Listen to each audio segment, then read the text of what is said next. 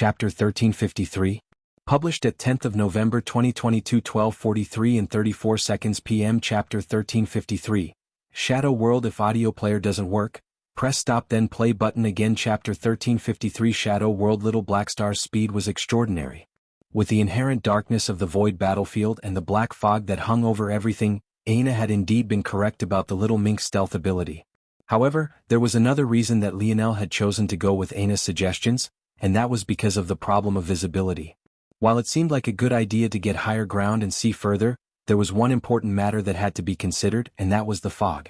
Even back on Void Palace grounds, Lionel could hardly see a few meters ahead of himself, and this was fairly similar for everyone else as well.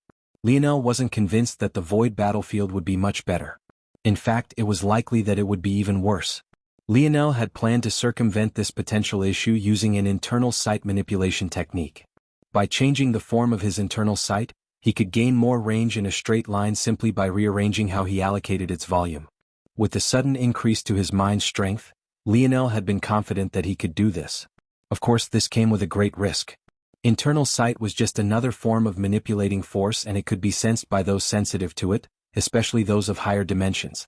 It was possible that Raypaks would be less sharp about such things considering their immunity, but it was also just as likely that they'd be hypersensitive as seen by the first Raypaks Lionel had fought after coming to this nest. That particular Raypaks, due to Lionel's loose use of his internal sight, had already sensed him before he even rounded the corner. It was because of this that Lionel wasn't confident in avoiding detection using the fog, which was why he wanted to be the one to personally take on the burden. This aside, Little Blackstar didn't have such an ability.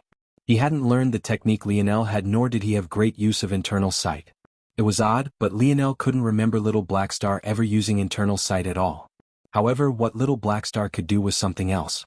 The little mink was a shadow sovereign and had access to the shadow world. The shadow world was considered to be a mirror of their current world, one where shadows reigned supreme.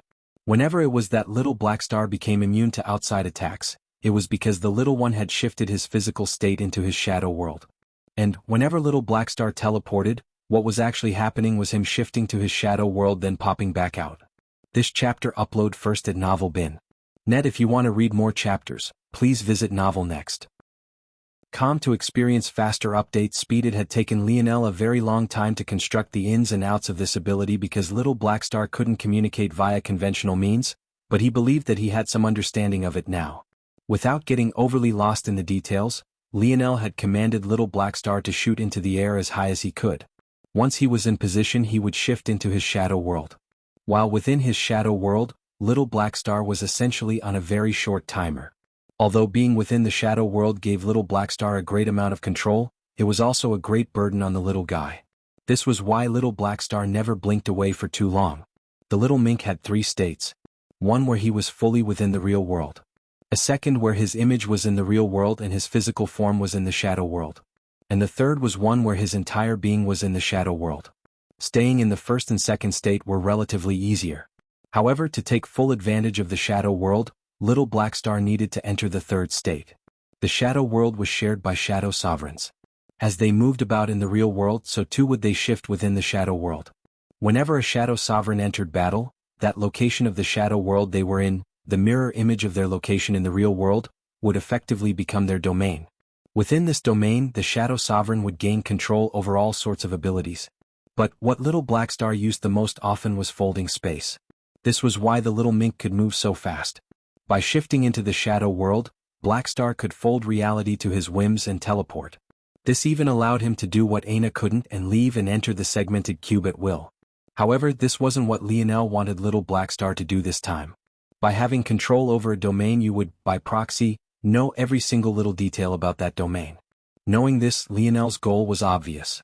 He wanted Little Blackstar to enter the shadow world and push the bounds of his domain as far as possible. In doing so, the little mink would gain a perfect understanding of everything within his domain in the blink of an eye, albeit for just a very small moment. This leads to an obvious question. Why risk Little Blackstar like this then? Couldn't this same thing be accomplished within the tunnels? And the unfortunate truth was no. Little Blackstar had a hard enough time expanding his domain in the shadow world already without having to worry about thick barriers of wall infused and tempered with anarchic force over countless generations.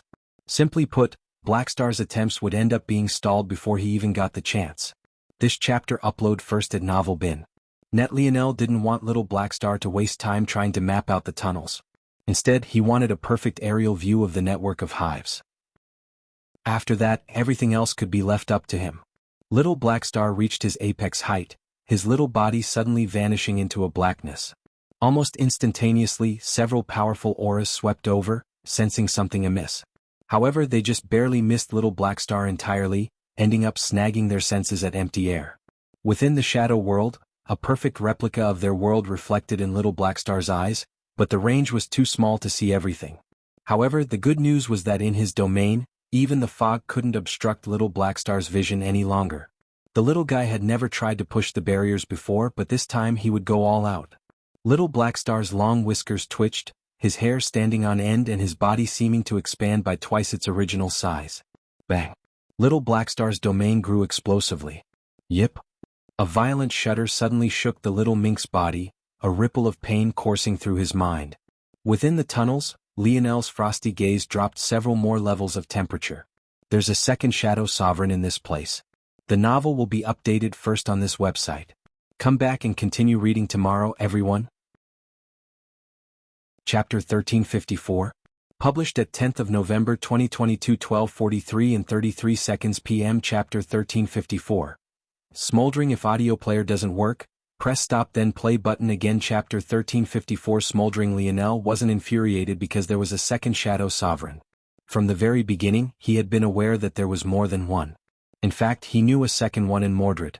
When he first learned about Shadow Sovereigns from Uncle Montez, he had introduced it in a way that Lionel knew from then that there would always be more than one. Without a doubt, the true reason Lionel was pissed was because little Blackstar had been hurt.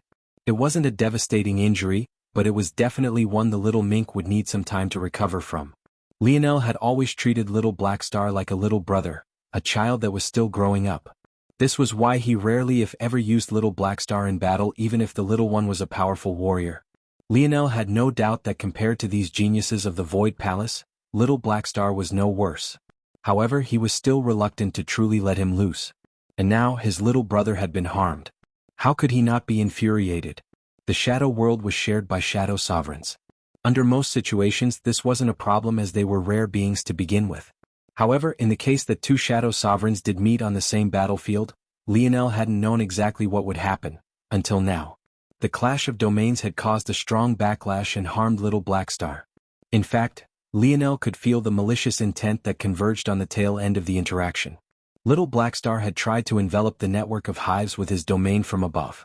But, this being the first time the little one had tried to do such a thing, he hadn't been prepared for the possibility of running into another domain. Yip! Little Blackstar fell from the skies. This chapter upload first at Novel Bin. Net. If you want to read more chapters, please visit Novel Next.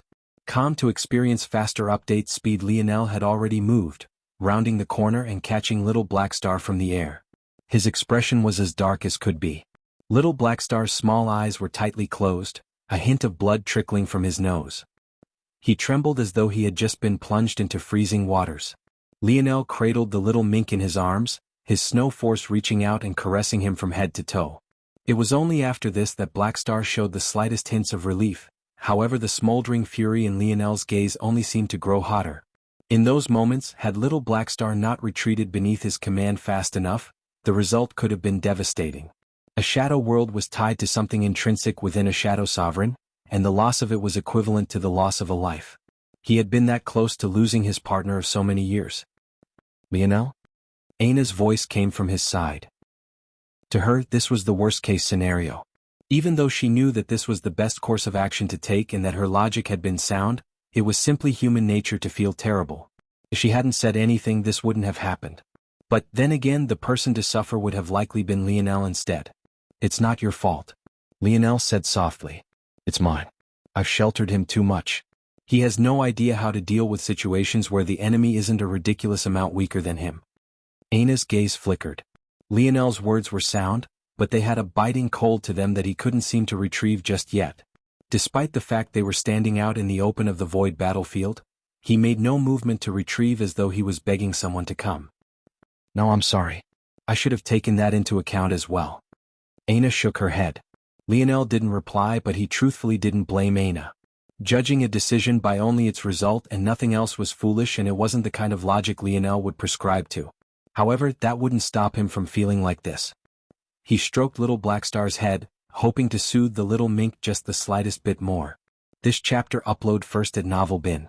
Net, what happened? Aina asked.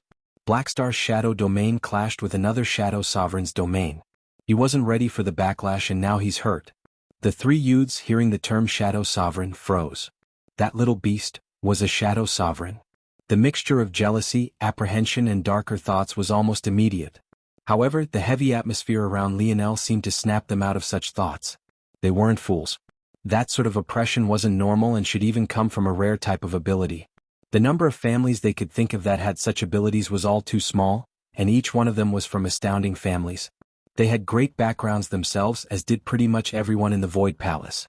But there were still levels and degrees of separation to be found everywhere. Then it's a failure? Aina asked. No, it wasn't a failure. Lionel explained. The domain of the second Shadow Sovereign was just a small point toward the center of the hive. For whatever reason, they had shrunk down their domain to an incredibly small degree, at least in comparison to what their true abilities should be. It's likely that there are other reasons for this. Regardless, little Blackstar managed to find us several points toward a true exit. Lionel explained all of this calmly and evenly, his voice not wavering in the slightest. Everything about his demeanor was steady. However, Aina could almost feel his fury. Although it had just been for a few split seconds, Lionel had already memorized the images Blackstar had shared to him perfectly without missing even a single detail. He knew the location of a true exit, what could be found there, and he also knew the exact locations of every entrance in a section of the network. That Shadow Sovereign likely knows we're here then. Aina concluded. Yes. They will know that we're located somewhere within the range of little Blackstar's domain. But, I truly hope they come. Lionel's hair danced lightly in the air, a smoldering crimson flickering in his irises. Chapter 1355. Published at 10th of November 2022 12:43 and 31 seconds p.m. Chapter 1355. Come again? If audio player doesn't work, press stop then play button again. Chapter 1355. Come again? Aina didn't say anything toward Lionel's words. But seeing the state little Blackstar was in, her expression too turned cold. She had been too wrapped up in her initial guilt to feel the same rage Lionel did. But after that faded, it wasn't a surprise that she didn't feel too differently. However, for the three listening to this conversation, they felt like they were listening to an insane pair of people. You wanted to meet a Shadow Sovereign? Excuse me? Just judging by the state little Blackstar was in, this Shadow Sovereign was most likely at least within the 6th dimension, if not higher. The fact they had deployed their shadow domain here also likely meant that they were a Rapax. It had to be understood that Rapax with non-physical type ability indexes were extraordinarily rare. Often they were taken to be cripples by their race. However, there were a small percentage of this already rare contingent that were seen as even more valuable than those with the most powerful physical type ability indexes. In this case, a Shadow Sovereign would most definitely be among this number. This meant that this Rapax wasn't just a ruined Rapax, it was definitely an elite amongst ruined Rapax and would be treated as such. But this was just the tip of the iceberg. That was because there was a hidden struggle between Shadow Sovereigns that only involved them. Each Shadow Sovereign was a unique sort of existence, but it was also very difficult for them to improve as a result. However, swallowing another Shadow Sovereign's domain was an easy shortcut to this sort of improvement. It wasn't a matter of if this Shadow Sovereign was coming, it was a matter of when. With little Blackstar in such a vulnerable position, he was practically easy food. The fact that little Blackstar was a beast only made it all the more enticing because his beast crystal could be taken and swallowed as well, allowing the Rapax to benefit twice over.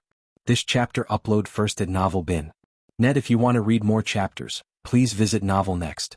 To experience faster update speed. They should be running for their lives, not standing menacingly out in the open as though they couldn't wait for confrontation. That was suicide. The middle young man finally couldn't seem to take it anymore and stepped forward. Listen, I know exactly how my words are going to come off as, but I don't care. Our lives are on the line here. It's fine if you want to stay and get revenge for your beast companion, but we can't risk our lives along with you. If you could tell us which direction is closest to the exit, I would greatly appreciate it. The young man was known as Ogre. He tried to choose an approach that was respectful, but also forceful in what he was asking. He didn't want this to devolve into a battle, but if it had to, he was ready nonetheless. He had no will to risk his life for the sake of a little beast he had just met. At the same time, he knew that he had no right to ask for information this very same little beast had risked its life to get. However, without this information he didn't believe he could survive. Towards such ends he could only choose the path of the hypocrite. No one would care about this in 10 years when he was alive and these two were dead. However, what Ogre hadn't expected was that direction. You can go now. Lionel pointed straight between two of the entrances and toward an expanse of fog. He didn't particularly care whether these people stayed with them or not. And the truth was that he hadn't wanted to take them along to begin with. The only reason he had was because of his conscience. However, since they wanted to go, he wouldn't stop them. Ogre froze. He opened his mouth to say thank you, but then he suddenly thought of a large problem. What if he was lying? His heart began to beat out of his chest. Technically, they were all still in competition, right? What if Lionel wanted a convenient method of dealing with them? This chapter upload first at Novel Bin. Ogre didn't know what to say or do for a very long time. He couldn't even think of a way to ensure that this was the truth. Are you lying to us? The only young woman of the three stepped forward, her brows knit into a frown. Roxanne, we need to ask. If he's sending us off to our deaths out of spite, then wouldn't we be dying for nothing? It's true that he doesn't owe us anything, but that wouldn't give him the right to screw us over, right? The last of the three stepped forward, realizing that there was only one side of this issue that he could stand upon. If he didn't side with Roxanne and Ogre, he would have no way of confirming his own safety as well. Lionel met the momentum of the three across from him with a deadpan expression. Quite frankly, he wasn't in the mood, not at all. This was the absolute worst time for anyone to antagonize him. He was very close to attacking and leaving them here to rot in their own foolishness. Even though he could understand where they were coming from, he simply didn't have the patience for it. The fact they had run into him in the first place was already a blessing for them, but it seemed that they hadn't realized this. Even their previous battle had only ended because his father had scared the Raypaks they were fighting away. How exactly do you expect us to prove this to you? Surprisingly, it was Aina who spoke instead, her expression frosting over as her battle axe vibrated. There's a simple solution. You seem to care about your beast partner and it's in far too injured a state to help you in battle regardless. Give it to us and we'll follow your directions. That way we'll be rest assured in the fact you aren't lying to us. Roxanne had hardly finished her words when she felt her knees go weak. Come again? Aina asked coldly. Chapter 1356. Published at 10th of November 2022 12:43 and 30 seconds p.m. Chapter 1356. Bully, if audio player doesn't work, press stop then play button again. Chapter 1356. Bully, it was oh so very convenient. The logic was sound and there was nothing wrong with it in a perfectly neutral sort of sense. Taking little Blackstar with them would definitely guarantee that it would be in Lionel's best interest not to lie to them. After all, he cared about his beast companion surviving, right? It was clever. However, it was from that point that everything else collapsed. Lionel owed these people nothing. Why would he leave his little brother with three individuals he had just as little trust in as they did him? On top of that, just because he hadn't said anything about it, didn't mean that Lionel didn't notice their shift in demeanor when learning that Blackstar was a Shadow Sovereign. Just how convenient was this? They got to force Lionel to hand over someone dear to him, and in their minds he would likely die seeking revenge, and then they would get a convenient and very valuable beast to use or sell in the future. Was there anything in the world that could be so good? If it wasn't for Aina stepping forward first, Lionel would have likely already lashed out, his smoldering fury bubbling over to deal with these three before he met the thing that had put his little brother in such a state. They'll give you all 3 seconds to get the fuck out of my sight, or he'll make it so that you can't even if you want to. Aina's aura pressed down on them from above, and it suddenly became obvious why she was the only one who seemed completely unmoved by Lionel's own every time. You. Roxanne's brows jumped, but the fiery glow of Aina's golden eyes seemed to suppress her impulse to react before it could even manifest. A menacing darkness loomed overhead and Aina's canines grew as delicate black patterns ran over her skin. The oppression seemed to triple in an instant, only growing with every passing moment that went by.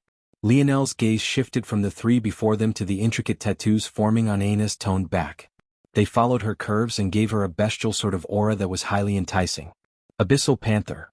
Lionel had almost forgotten that Aina had gained this treasure from terrain and most importantly, had forgotten exactly what that meant and represented. This chapter upload first at Novel Bin.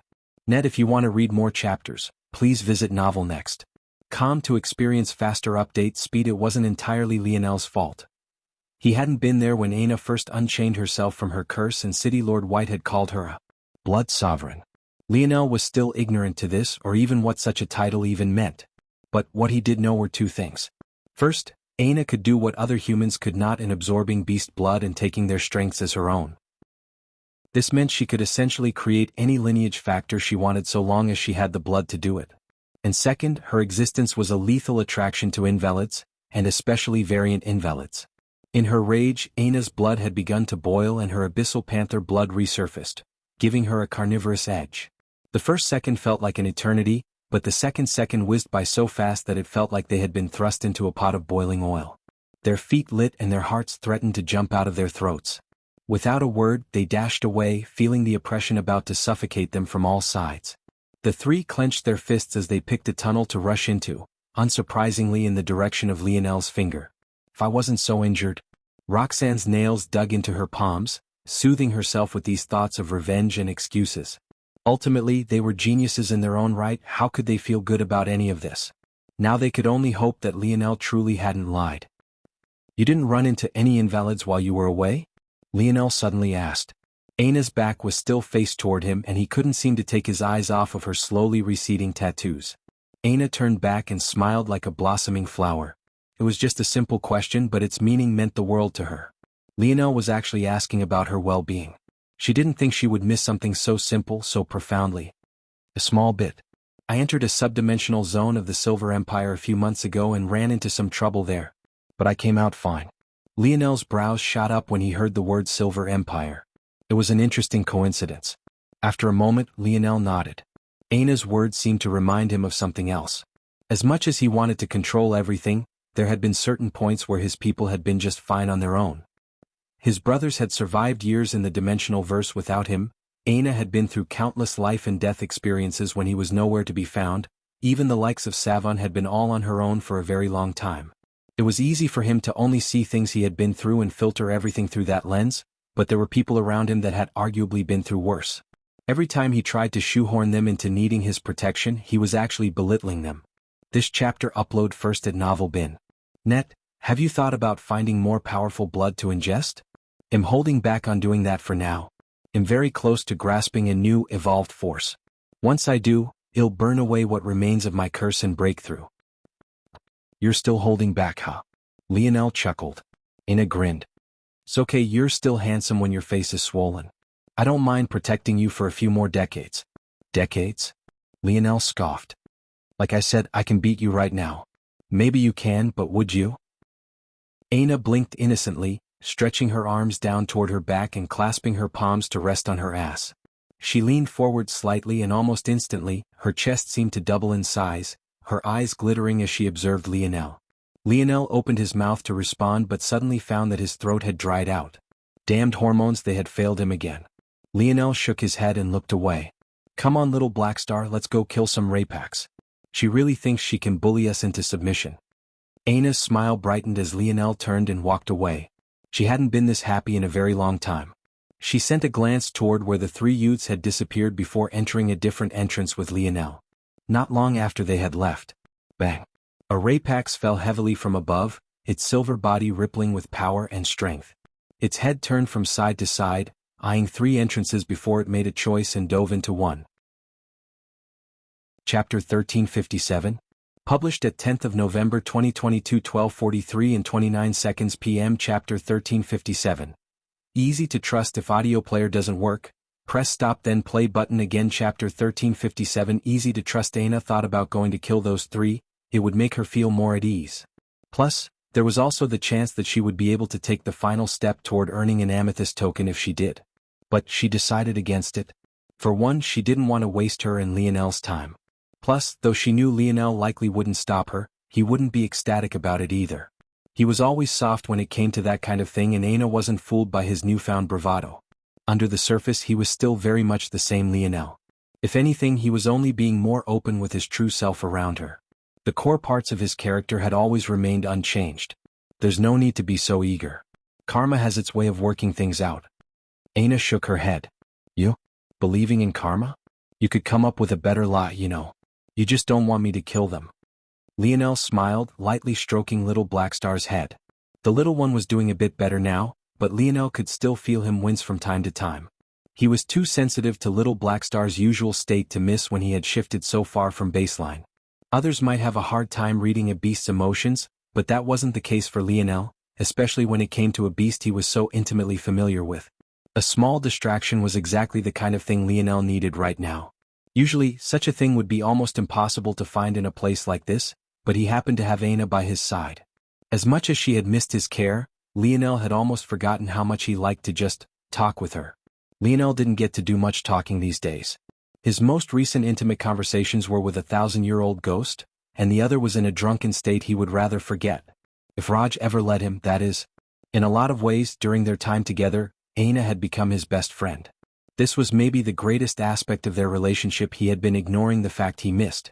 This chapter upload first at Novel Bin. Net. If you want to read more chapters, please visit Novel Next. To experience faster update speed. Though they had been cordial over the last few days, and even somewhat close, there had always been a barrier there that neither had crossed, Aina out of respect and Lionel out of stubbornness? But this was why the words of his father were so profound to Lionel. He remembered that day he was in the Mayan tomb, a naked girl kneeling over him and threatening to choke what remained of his life out of his body. Back then he had realized it was his 18th birthday and he sighed in relief. He had sighed in relief because if he died after his 18th birthday, it would no longer be his father's burden, his dad wouldn't have to feel guilt, he would have done his duty in getting Lionel to adulthood. It had been so long since then, but the sentiment still hung over Lionel's head. But his father's words seemed to snap him away. There wasn't some demarcating line where a father stopped being a father and a son stopped being a son. Lionel's logical brain had tried to make it like that, but it simply wasn't how life worked. To his dad, he was probably the very same baby boy he had been more than 2 decades ago. His father's words had sounded sharp and grating, but to Lionel, they were like a pass.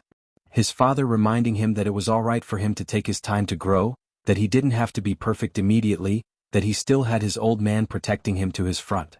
When it came to his father, it was very easy for Lionel to trust. Maybe not karma in the normal sense, but the old ghost has told me a lot of interesting things about force and how it breathes life into everything around it. It made me think, if force is the underlying foundation to all that there is, and every action causes a disruption in it, then there might very well be some supernatural balance that keeps everything in check. Who knows, maybe karma is real then. Aina blinked. Old ghost? This chapter upload first at Novel Bin. Net. Lionel laughed. He had forgotten that there were now things in his life Aina was completely ignorant to. He was so used to telling her everything and her knowing everything he meant that he hadn't considered an opposing worldview. When Aina was caught up with Y's Star Order and everything related to him, her brows shot up. Unsurprisingly, she didn't like the idea of Lionel being in a constant death match with an old man so much more seasoned and experienced than him. But it seemed that there would be no convincing Lionel otherwise, so she could only take a step back in this regard. Aina fell into her thoughts, her mind suddenly feeling as though it was blooming toward something new. The words Lionel had used to explain how Y's Star Order viewed the dimensional verse weren't things that she had ever heard before.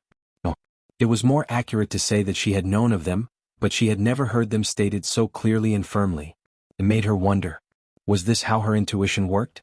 Did the Force speak to her like it had a life of their own? Is that what was always whispering to her whenever she made a decision about her training? Whenever she chose ingredients for a meal or a pill concoction?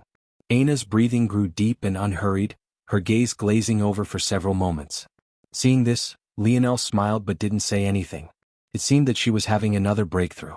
Right then, Lionel's gaze suddenly sharpened.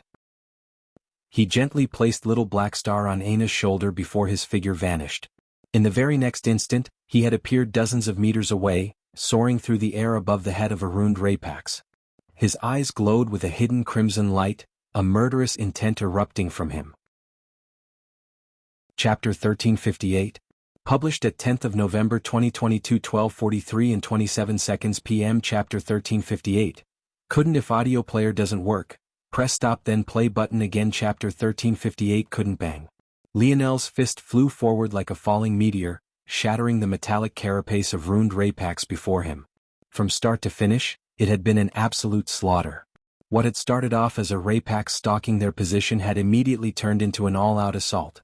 In one moment, Lionel had been by Aina's side, in the next he was above a Rapax's head, his fist falling as though an ice-infused rock through the atmosphere. His gaze flashed with a hidden rune, his body covered in a destructive crimson coating that seemed to burn everything in its path.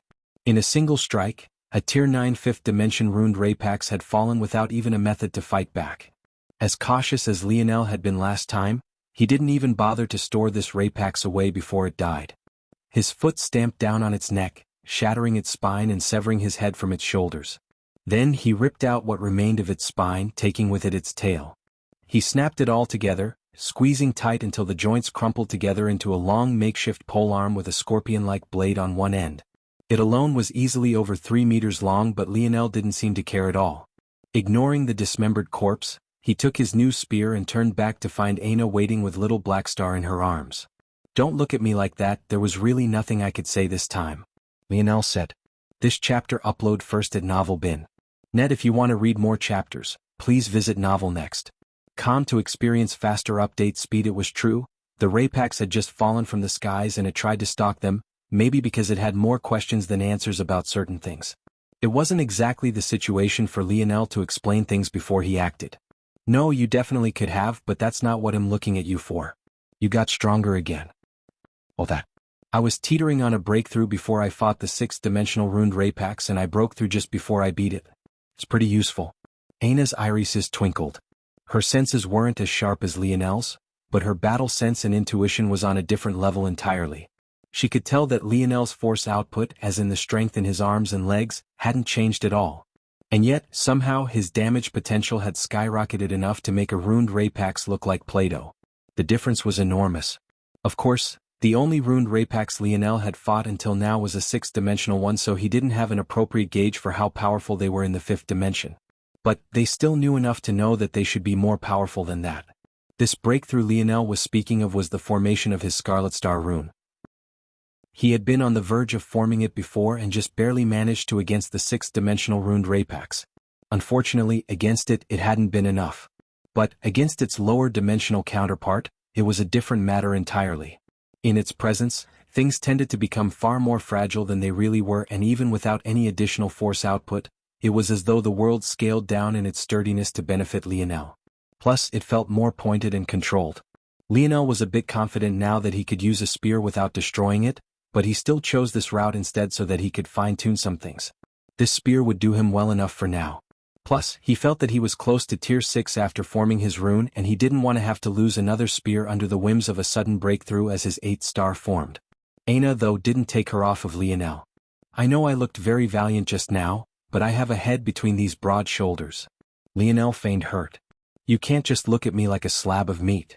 Aina was caught off guard for a moment before she sputtered. She knew this was Lionel's way of getting her back for just moments before. Maybe only these two could so casually banter this deep into enemy territory as though there wasn't a hunter coming at them right this moment. This chapter upload first at Novel Bin. Net. That's not it. It's just that your dad seemed to have done something to you. You don't feel any different? Nothing's changed? Lionel paused for a moment, not answering immediately. The two broke out into a run once again, heading down the winding tunnels. Lionel's sense of direction was immaculate, and despite the number of twists and turns they took, he was always able to point out the very same direction he had pointed out to the 3 youths that had followed them. He only had 2 goals in mind. The first was to avoid the center of these nests. There was no doubt that they were the most protected regions, and they would also have the most powerful warriors. The center was where the eggs should converge and be located, so it made sense they would be the most heavily guarded. With this goal in mind, he had to ensure that the paths he took brought him closer to the direction he wanted to go while not locking them into an obvious death sentence. The second goal, obviously, was to continue to head in the direction of the nearest exit. "I'm not sure. It both feels like I've changed and that I haven't. My mind is clearer and more relaxed. My number of split minds increased another 10-fold from 10 million, and I've suddenly thought of countless other ways to use my ability index. But I also don't feel different. It just feels natural." Lionel knew that there was something off. His ability had gone from being suppressed back down to Tier 3 to suddenly being stronger within Tier 4 than he had ever been in a benign environment. He had no doubt that if he returned to a lesser world now, he would experience another huge burst to his ability that was still being hampered here. It was just that, he couldn't understand why. Fallen Apostle's reception has been amazing. Thank you all for the support. Chapter 1359. Published at 10th of November 2022 12:43 and 25 seconds p.m. Chapter 1359. Square 1 if audio player doesn't work, press stop then play button again. Chapter 1359 Square 1 Lionel had been aware that his father had been tinkering with his body for a long while. Maybe it took a personality like Lionel's to not be bothered by it in the slightest. The first oddity was obviously the vomit smoothies he had been forced to drink for as long as he could remember. His father had been so insistent that despite hating it with all his being, Lionel still never missed a single day. In the end it seemed to have been worth it. Originally, Lionel had thought that it was designed to strengthen his body. Right after the metamorphosis, his body seemed to undergo odd burst periods where his speed and strength would increase faster than they should for a person without using a special training technique or method. But, after reawakening his innate node, Lionel became almost 100% certain that the smoothies were actually for the purpose of providing enough strength to allow him to accomplish such a feat. Something he hadn't quite understood was an enormous deal until meeting Y's Star Order. However, now, Lionel was suddenly not so sure anymore. For one, the entire reason he had had such an enormous store of anarchic force within his body to begin with was because, according to Y's Star Order, he had stolen energy from the regulator. If the energy he needed to reform his innate node came from the regulator, then what role did the smoothies play? Was he overthinking things? Had he been mistaken? Or was it that both had played a role? This chapter upload first at novelbin.net. If you want to read more chapters, please visit Novel Next. To experience faster update speed. Lionel suddenly felt that he understood far too little about his dad. The man was messing with his son's body as though he had access to the knobs that defined everything that was him. That old man probably knows how to create lineage factors. I don't doubt it at all, Lionel thought to himself. Lionel shook his head, his mind somehow both absent and running a million miles an hour at the same time. His father seemed to be dealing with a burden he wasn't telling anyone about. Lionel wanted to help, but there was really only so much he could do, not while he was still so weak. This was another large part of the reason he had made the decision to set aside the king nonsense for now to focus on blooming his own strength. As for how he would do that, he would just continue almost the path he was already on, focusing on comprehending his innate node. He hadn't forgotten that that ticking time bomb was still looming over his head. At the same time, he also had to gain a firmer comprehension of his ability index as well, though that no longer seemed to be as important now that he could access Tier 4 on the Void battlefield. Y's Star Order had said that Lionel's Dream Force affinity was far too high for the level of mastery he had over his ability index, but he still had no real idea how to use it. This situation seemed to answer the question of how quite well. His father had sealed a portion of his ability, or at least what seemed like his ability. As for what extent, by Lionel's estimation, it should probably be a level infinitesimally close to the savant realm. If he was truly a savant, he shouldn't be able to utilize force or comprehend the universal cycles, so this was the best explanation he could come up with. Of course, Lionel had thought of the wild possibility that his father had actually suppressed his ability from the savant levels down to normal ranges precisely so that he could do what savants normally could not. But after some more thought, Lionel felt that this was likely not the case. This chapter upload first at novelbin.net. While it wasn't the first time his father had accomplished something impossible, this felt like far more of a special case. During the months Lionel was bedridden and couldn't move, he had had a great number of talks with Y's Star Order, and in that time, he had come to understand savants a bit more. The main reason Lionel thought it was impossible was because suppressing the ability of savants wasn't a rare ability. No, it was rare. It was instead more accurate to say that all those of a certain level of power could do so. This power referred not to individual power, but rather the power of a family or organization. The suppression and control of savants was an entire sort of industry in and of itself, and it wasn't as difficult as it might seem, or else savants would rule everything. In fact, the favored method of organizations and families that had savants was precisely to suppress them from Tier 5 down to a lesser Tier 4 or Tier 3. In extreme cases, it was even possible to suppress a savant down to the point they had no ability to access whatsoever, exactly like Earth had done with its savants. The methods ranged from as simple as Earth's, which only required isolating the savants from force, to far more sophisticated methods wherein savants might even end up permanently crippled without special intervention. This was all to say that even in such situations where savants were suppressed to lesser tiers, they were still unable to do as Lionel could do and begin to increase their strength as a normal person would. The moment you were born a savant, you were forever cut off from such things. And that didn't even consider the biggest elephant in the room. If Lionel was born a savant, he would have never been gifted an innate node by the regulator to begin with. Savants couldn't have or form nodes, so they likewise couldn't have innate nodes. In addition, if a savant were to be given control over Scarlet Star Force, they would be similar to Elther and his chaotic particle affinity. They wouldn't be given an innate node to begin with.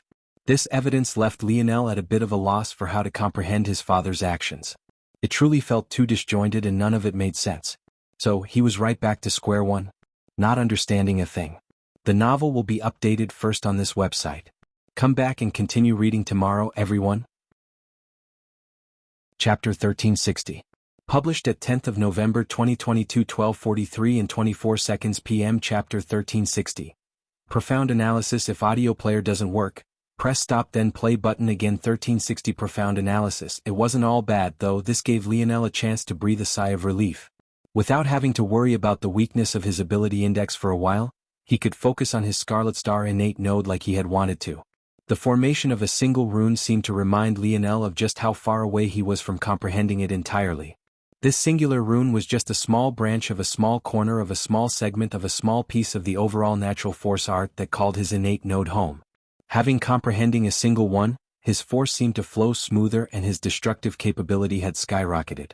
But other than this, it was just a reminder that he was weak. If I had to improve, what would you say I have to do? Lionel suddenly asked Aina. The two had been running for quite a while, but the tunnels were far too expansive. They hadn't even run into another Rapax in over an hour. Lionel's sense of direction had remained true and they were getting closer to their destination. Right now, Lionel could imagine them curling around the center of this particular nest, avoiding its core regions while slingshotting closer to the exit. This method would take longer, but it was also safer. And, with a boost to his internal sight, Lionel could ensure that it stayed that way. As much as he wanted revenge for Little Black Star, there were only so many Shadow Sovereigns the Rapax could have. Not to mention the fact they were a rare breed to begin with, the Rapax rarely awakened such abilities as well. To Lionel, this meant that he would be able to find this individual again in due time so long as they didn't die. You're asking me? Aina raised an eyebrow. I don't know if I'm the best to ask. The path I take is different from yours. This chapter upload first at Novel Bin. Net. If you want to read more chapters, please visit Novel Next. To experience faster update speed. Aina and Lionel never really interfered in each other's training, they just left each other to their own devices. So, Aina was a bit caught off guard by this question as well. I want to know your opinion. When our minds connected you felt it too, right? Aina blushed slightly. That experience was a bit, well, she had definitely been impulsive. But, whether it was true or not, she still felt that allowing Lionel into her mind like that had made it far easier for him to make the decision he had just moments ago. She wasn't wrong in thinking this either. Though Lionel had tried to ignore it, Aina's emotions had hit him like a ton of bricks. But, as he had said, he was very good at closing himself off from such emotions. Aina had mostly been able to ignore that moment because she fell into a deep sleep right afterward. But, now that Lionel had brought it up, all those memories kept rushing back. It was just a shame that Lionel's mind was far too complex for her to truly understand in that short span of time. Unlike Y-Star Order, she couldn't shift through millions of minds in the blink of an eye. I did, but it was too vague. It was hard to get a read on you because you have too many split minds. And, at the same time, my ability weakened a lot when applied to another person. That's fine, just tell me your perspective. Well, I don't really need to tell you what my ability thought, I can just tell you what I think from observing you. When you said you could beat someone as powerful as me 10 out of 10 times, I don't think you were lying, but I think that's actually part of the problem. Well, it isn't objectively a problem, but it's rather a problem relatively speaking considering the path you seem to be taking. This chapter upload first at Novel Bin. Net. Lionel was intrigued. He was interested in what Aina wanted to say. Right now, you are focusing on your innate node and rightfully so. Most probably should do that, especially if you're on a ticking time clock like your ancestor said. But, given your battle style, it might make more sense to focus more on your ability instead. Your raw battle strength isn't your greatest strength, your mind is. Battle sense is something that's difficult to quantify and it's especially so for you. Within a certain reasonable range, even without time to prepare, I would think that there are a rare few people you can't defeat. If you had time to prepare, I think that even outside a reasonable range you could still find a path to victory. But that's exactly the problem. Honing your strength requires repeatedly nailing down your strengths, then doubling and tripling down. It's all about reproducing results and making sure that your battles are almost formulaic in their outcome. In my opinion, the strongest warriors are those that can force any enemy to fight on their chosen battlefield. Then, upon making said enemy meet you on your terms, you can reproduce the same victory again and again. You, though, are the exact opposite. Because your mind is your greatest asset. The more variables there are, the more randomness and variety, the higher your chances. But because of that, you can't reproduce your results. Every victory looks different, and you don't mind meeting an enemy on their battlefield. This can look like a good thing, but what it also means is that a large majority of the training you do ends up being wasted. For every 100% increase to your overall strength, the strongest person you can defeat increases by a marginal amount until you trigger a watershed. Sometimes the return is even worse. One day you might double your speed, but you're just as content to not move a single step in a battle so long as you think this is the best approach to victory. At the same time, you might break through in your bowmanship, but you won't even bother to use it if you can think of a better method. Because you approach battle like this, focusing on anything other than your mind seems like a waste of effort. Or, at the very least, it should be your main focus. Lionel fell into silence. He knew that Aina would have something profound to say. But this was still beyond his expectations. What should he do? The novel will be updated first on this website. Come back and continue reading tomorrow, everyone. Chapter 1361. Published at 10th of November 2022, 12:43 and 22 seconds p.m. Chapter 1361. Archetypes. If audio player doesn't work, press stop then play button again. 1361 Archetypes. Aina couldn't have been more right. In fact, she was so right that Lionel almost regretted not having asked this question earlier. All of his tendencies she had gotten down to an exact science. Lionel rarely, if ever, went all out in battle. Sometimes it wasn't even as Aina said and that he just felt there was a more efficient way to win. Sometimes it was just because he liked having trump cards in his back pocket to prepare a perfect counter-attack given the situation. The style of battle Lionel liked to use was one that withheld as many cards as possible until it was the most advantageous moment to use them. There was even a very long time in his life where he didn't even use his speed branch of his Snowy Star Owl lineage factor because it was so much more beneficial to have his enemies believe him to be a slow, bumbling spearman. And this was just one example. Lionel could think of countless others Aina hadn't mentioned, like his wisdom branch, his gravity domain. Sometimes he even neglected to use his radiant force despite the fact fire elemental force was quite literally one of his most powerful weapons. Then there was the most glaring one, his bow force. It was fine if Lionel saved his bow force as a trump card back when he could only use it 2 or 3 times in battle before collapsing. But now that he had a quasi-life grade bow, he quite literally didn't have this problem at all. It had been entirely negated. Yet, Lionel was content to keep this card in back pocket, waiting for the moment he had to use it. But all of this was fine until Lionel considered the words Aina hadn't spoken. A true warrior brought out their greatest strength and forced their enemies to meet them on their terms. They didn't care about the retaliation of their enemy because they were already confident that their greatest strength would trump everything. Compared to this ideal, Lionel was sorely lacking. In fact, his battle style could even be said to be directly opposing to Valiant. In some way he had been aware of this. That was why during his battle with Miguel, he had chosen not to use his ability index at all. Lionel was far too confident in his ability to win with his mind. Even the likes of Miguel would only be a matter of an added bit of effort. If Lionel was honest, though, let alone a valiant warrior, his method of battle definitely didn't feel like the way of a king either, and that was just the honest truth. Lionel fell into his thoughts, not quite sure of what direction to go in. This chapter upload first at Novel Bin. Net. If you want to read more chapters, please visit Novel Next. To experience faster update speed. He didn't want to become a brute who only thought of honor in battle. That wasn't him, even though he liked to dabble in it from time to time. He would never act that way during a battle that really meant something.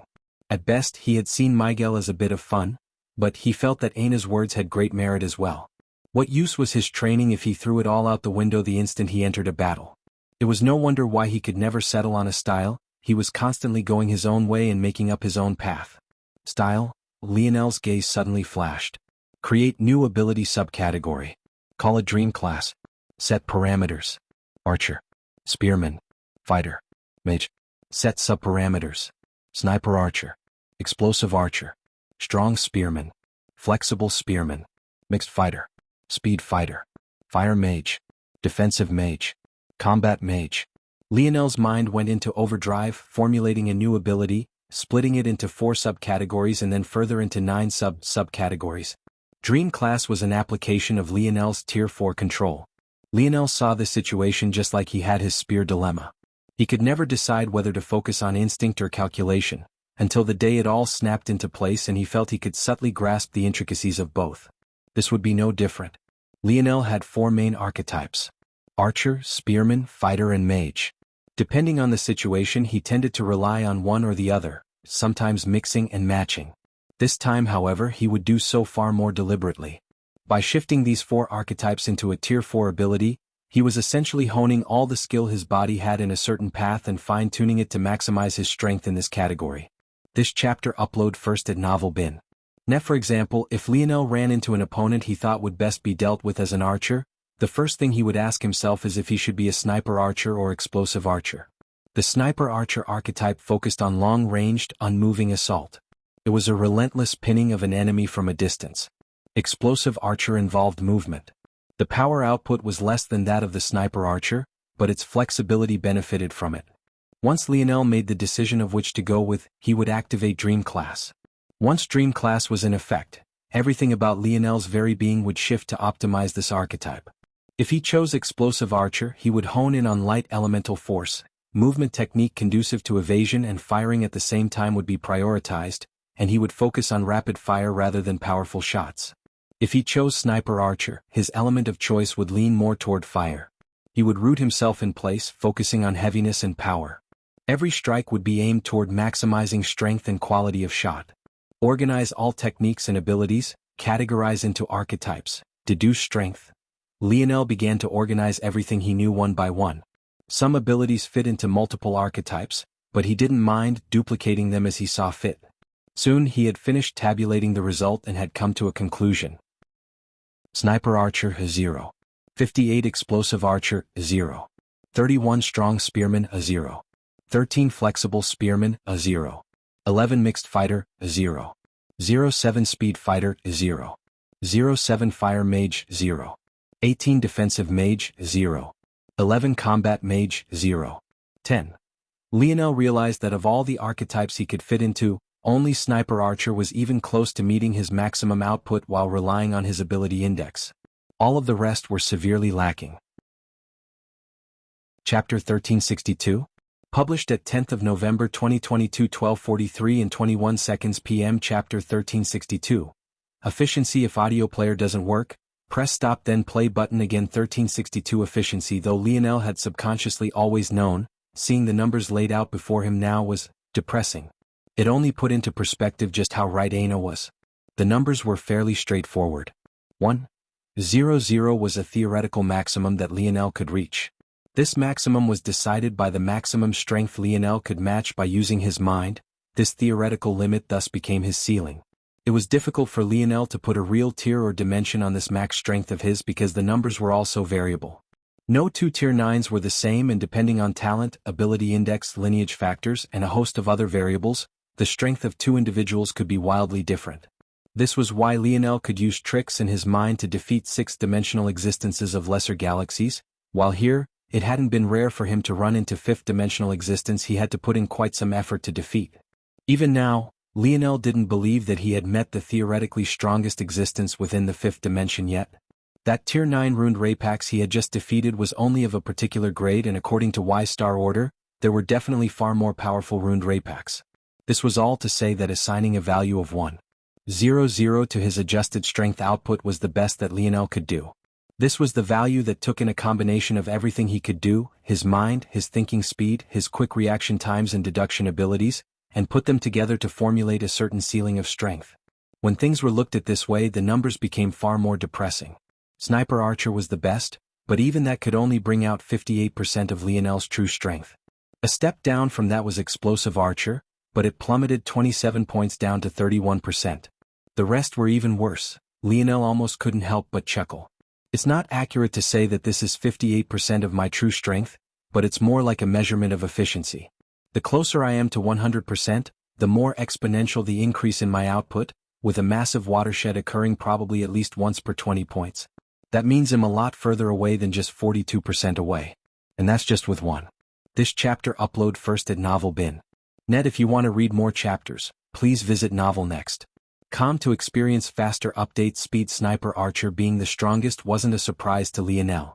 Bar none, Lionel's strongest strength currently was his bow force.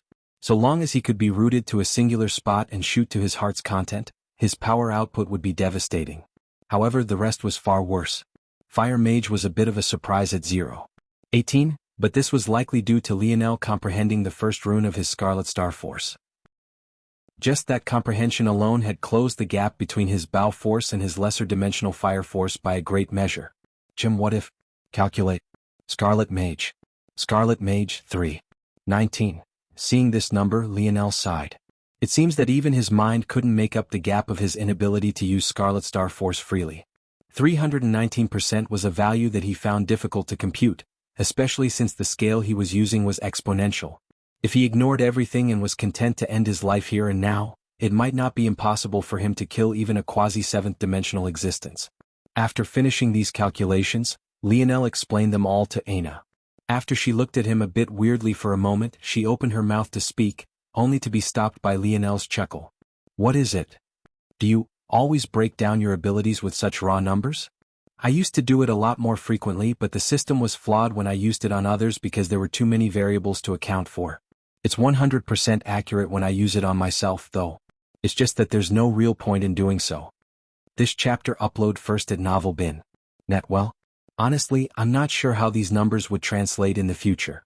If you increased the efficiency of each individual class, what would happen to your overall strength? How would you calculate it if the goalposts kept moving? Instead of moving the goalposts, I could just put a stake down as a checkpoint. That way there will be a version 1 of 1.0.0 and a version 2. Sure, you could do that, but then what would be the point? If your individual classes would also be behind whatever version 2, 3 or 4 there was, then it just goes back to the idea that you should be focused on your mind anyway. Maybe. Unless I have a different sort of end goal. Aina's brow raised, waiting for Lionel to continue. Technically, given a number of factors, I could probably make a lot more than just 9 classes.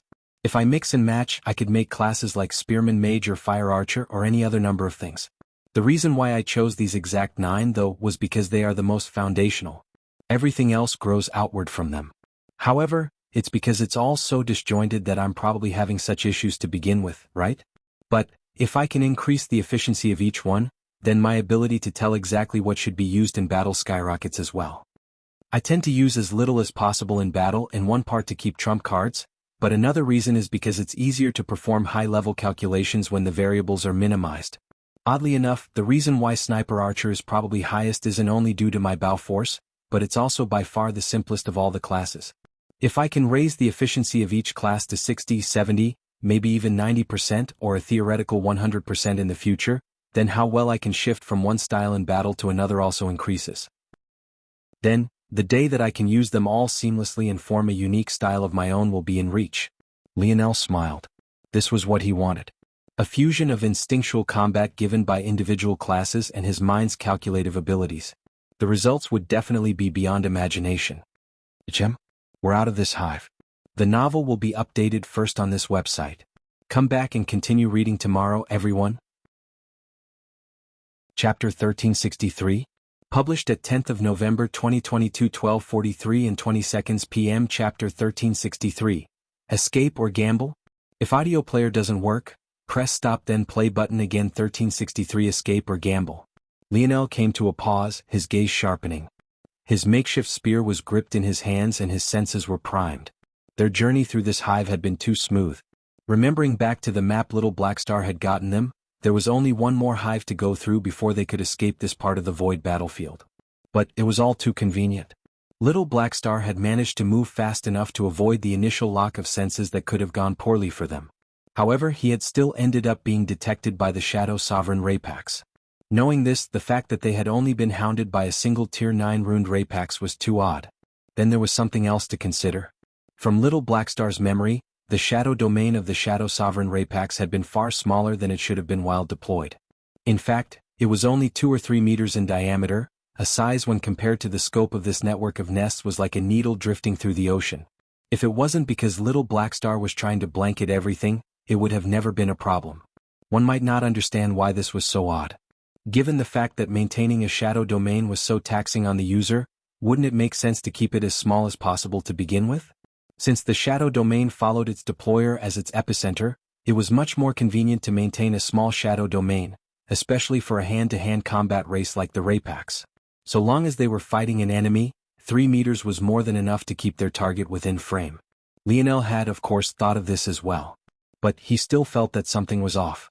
For one, A shadow domain wasn't under constant deployment. It required active thought and action to use. That meant, if one was focused on maintaining your stamina, you wouldn't deploy it at all. Secondly, if under normal conditions you wouldn't deploy a shadow domain, that would mean that there were very few instances where you would. One such instance was for the purpose of what little Black Star had tried to do by helping Lionel and Aina. However, another one should be battle. This chapter upload first at Novel Bin. Net. If you want to read more chapters, please visit Novel Next. Com to experience faster update speed. The issue was, neither of these reasons made sense. Why would a Rapax be fighting in their own nest?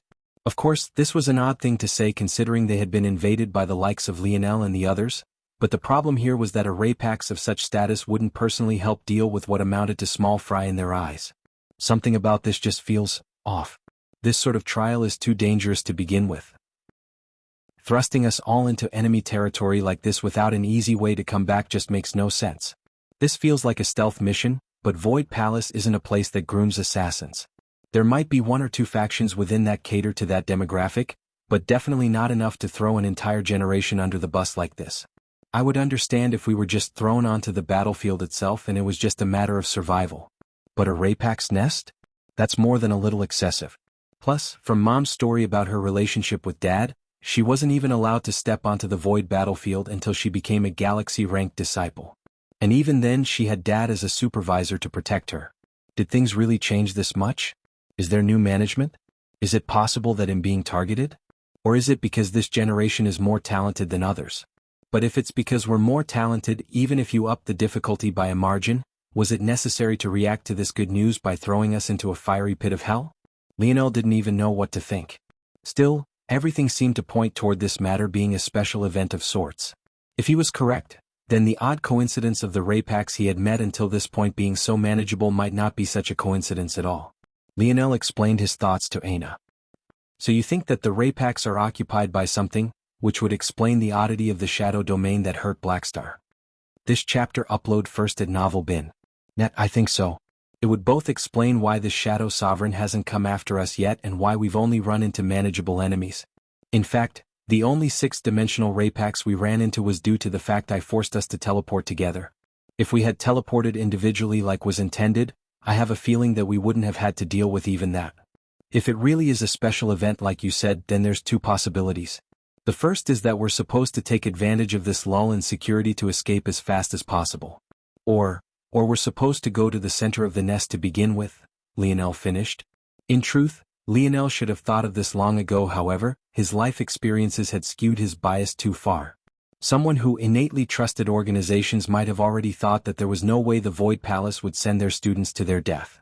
As such, they would conclude that this couldn't possibly be an impossible task and that there was either a hidden challenge here or the Void Palace had made it easier to escape. Lionel, however, who always seemed to have terrible luck with organizations, only really trusted himself. As such, he had little to no expectations of others helping him to remain safe at all. As such, in an irony of all ironies, Lionel, who had one of the sharpest minds of this generation, was actually one of the last to figure out something so simple. What do you want to do? Lionel asked. Escape or gamble? Aina smiled. Let's have fun. As expected, Lionel was correct. The greatest geniuses of this generation, a group that would have been amethyst in almost any over-selection year, had already begun to converge upon the central nest. Chapter 1364, published at 10th of November 2022 12:43 and 18 seconds p.m. Chapter 1364. Stumbled. If audio player doesn't work, press stop then play button again. After stabilizing little Blackstar and placing him within the segmented cube, Aina and Lionel broke out into a dead sprint. No longer worried about being found out and being more confident in the sort of trial they were currently taking part in, they took smaller measures toward protecting themselves in such a fashion. However, even as they ran, Lionel didn't forget to check all his bases. This sort of thing. It was still leaving an odd taste in his mouth. This matter seemed to require precise timing, but it had to be remembered that Lionel's actions had stalled the true selection for several months. Of course, it was possible that this event could take place over a long period of time, which was why the elders of the Void Palace would feel confident in allowing this to happen in the first place, but there was no way for Lionel to tell immediately. Luckily, he had a trusty encyclopedia of sorts. Old man, what do you think about this? Lionel reached out to Wise Star Order. But, surprisingly, he didn't get an answer. He tried again but was once more met with more silence. After a while, Lionel chuckled. "You don't need to be scared, old man, my dad isn't here anymore. You can stop hiding. Not that it would do you much good to begin with." A light cough resounded in Lionel's ears. It seemed filled with a hint of embarrassment and another part righteous indignation, as though he was offended by the accusation. Unfortunately, there was no hiding it. When Velasco had appeared, Wise Star Order thought his life was forfeit. Though Lionel had vouched for this odd relationship of theirs, when a father wanted to act, what could a son do? This was especially so with Velasco, considering anything Wise Star Order did in front of that man felt all too easy for the former to see right through. Luckily, he had left without doing much more than glancing in his general direction. However, Wise Star Order was still suffering from cold sweats. "Just tell me, is there any ritual the Rapax might undergo, maybe something that is predictable, that would also last for a very long time? It should also be something that others might be able to benefit from, because I don't see why the Void Palace would allow this unless there were benefits to be gotten. Oh, and these benefits probably shouldn't be enough to move seventh-dimensional existences. Or, at the very least, they should be useless to seventh-dimensional existences, or else it wouldn't make sense for them to leave this opportunity to us rather than taking advantage themselves." This chapter upload first at Novel Bin. Net. If you want to read more chapters, please visit Novel Next. To experience faster update speed, Lionel gave Wise Star Order a list of requirements, hoping the old man would be able to think of something.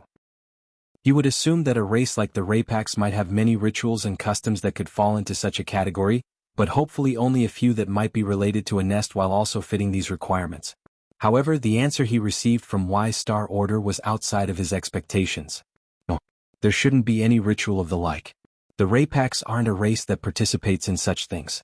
They have a very strict hierarchy, they live for war, and duty is at the forefront of their minds. They're very big on cycles of life and giving, not to mention oneness of mind and purpose. It wouldn't be like them to divert their attention toward any sort of ceremony. Lionel's brow furrowed. If there was no ritual, then what could possibly be happening? Then what about something that would require a large amount of precise control? There's a Shadow Sovereign Rapax here whose shadow domain was shrunk to a suspiciously small area.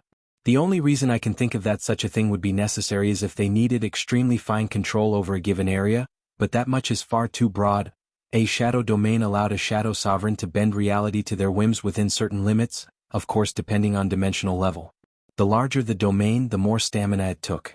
So, Lionel assumed that if the shadow domain had been shrunk, and it was unlike the Shadow Sovereign was in a heated battle, then it must be trying to control something or the environment around something.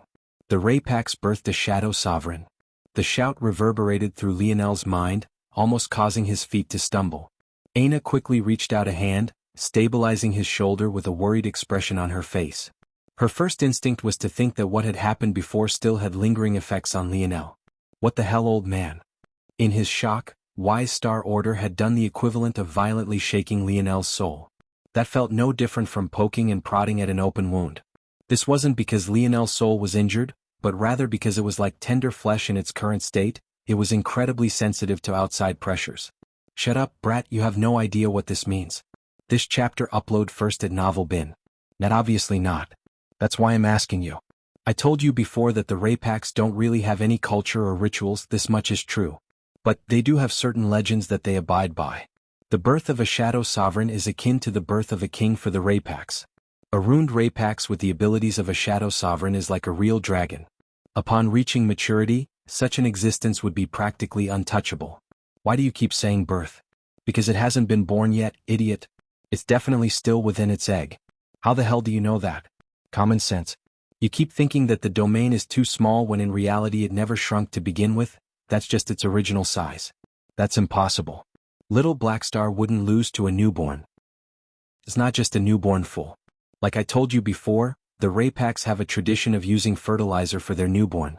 But when a talent on this level is in the process of being nurtured, they go several steps further. Even living Rapax pour all of their strength into it. This baby, under the Rapax care and nurturing, would be born at Tier 9 of the 5th dimension instantly. Wait. Lionel suddenly thought of a possibility. That's right. All the Rapax here, especially those of the highest levels, are currently severely weakened because they've given everything to this newborn. That's likely why the Void Palace saw fit to send you all in. But that isn't enough of a reason for you to have screamed in my ears like that. Of course it is. Rapax are the only humanoid species born from eggs. In that state they're not only very vulnerable, but they're basically just like enormous beast crystals. Except unlike beast crystals, swallowing the essence of a Rapax egg that has been prepared in this fashion comes with its own supporting vitality.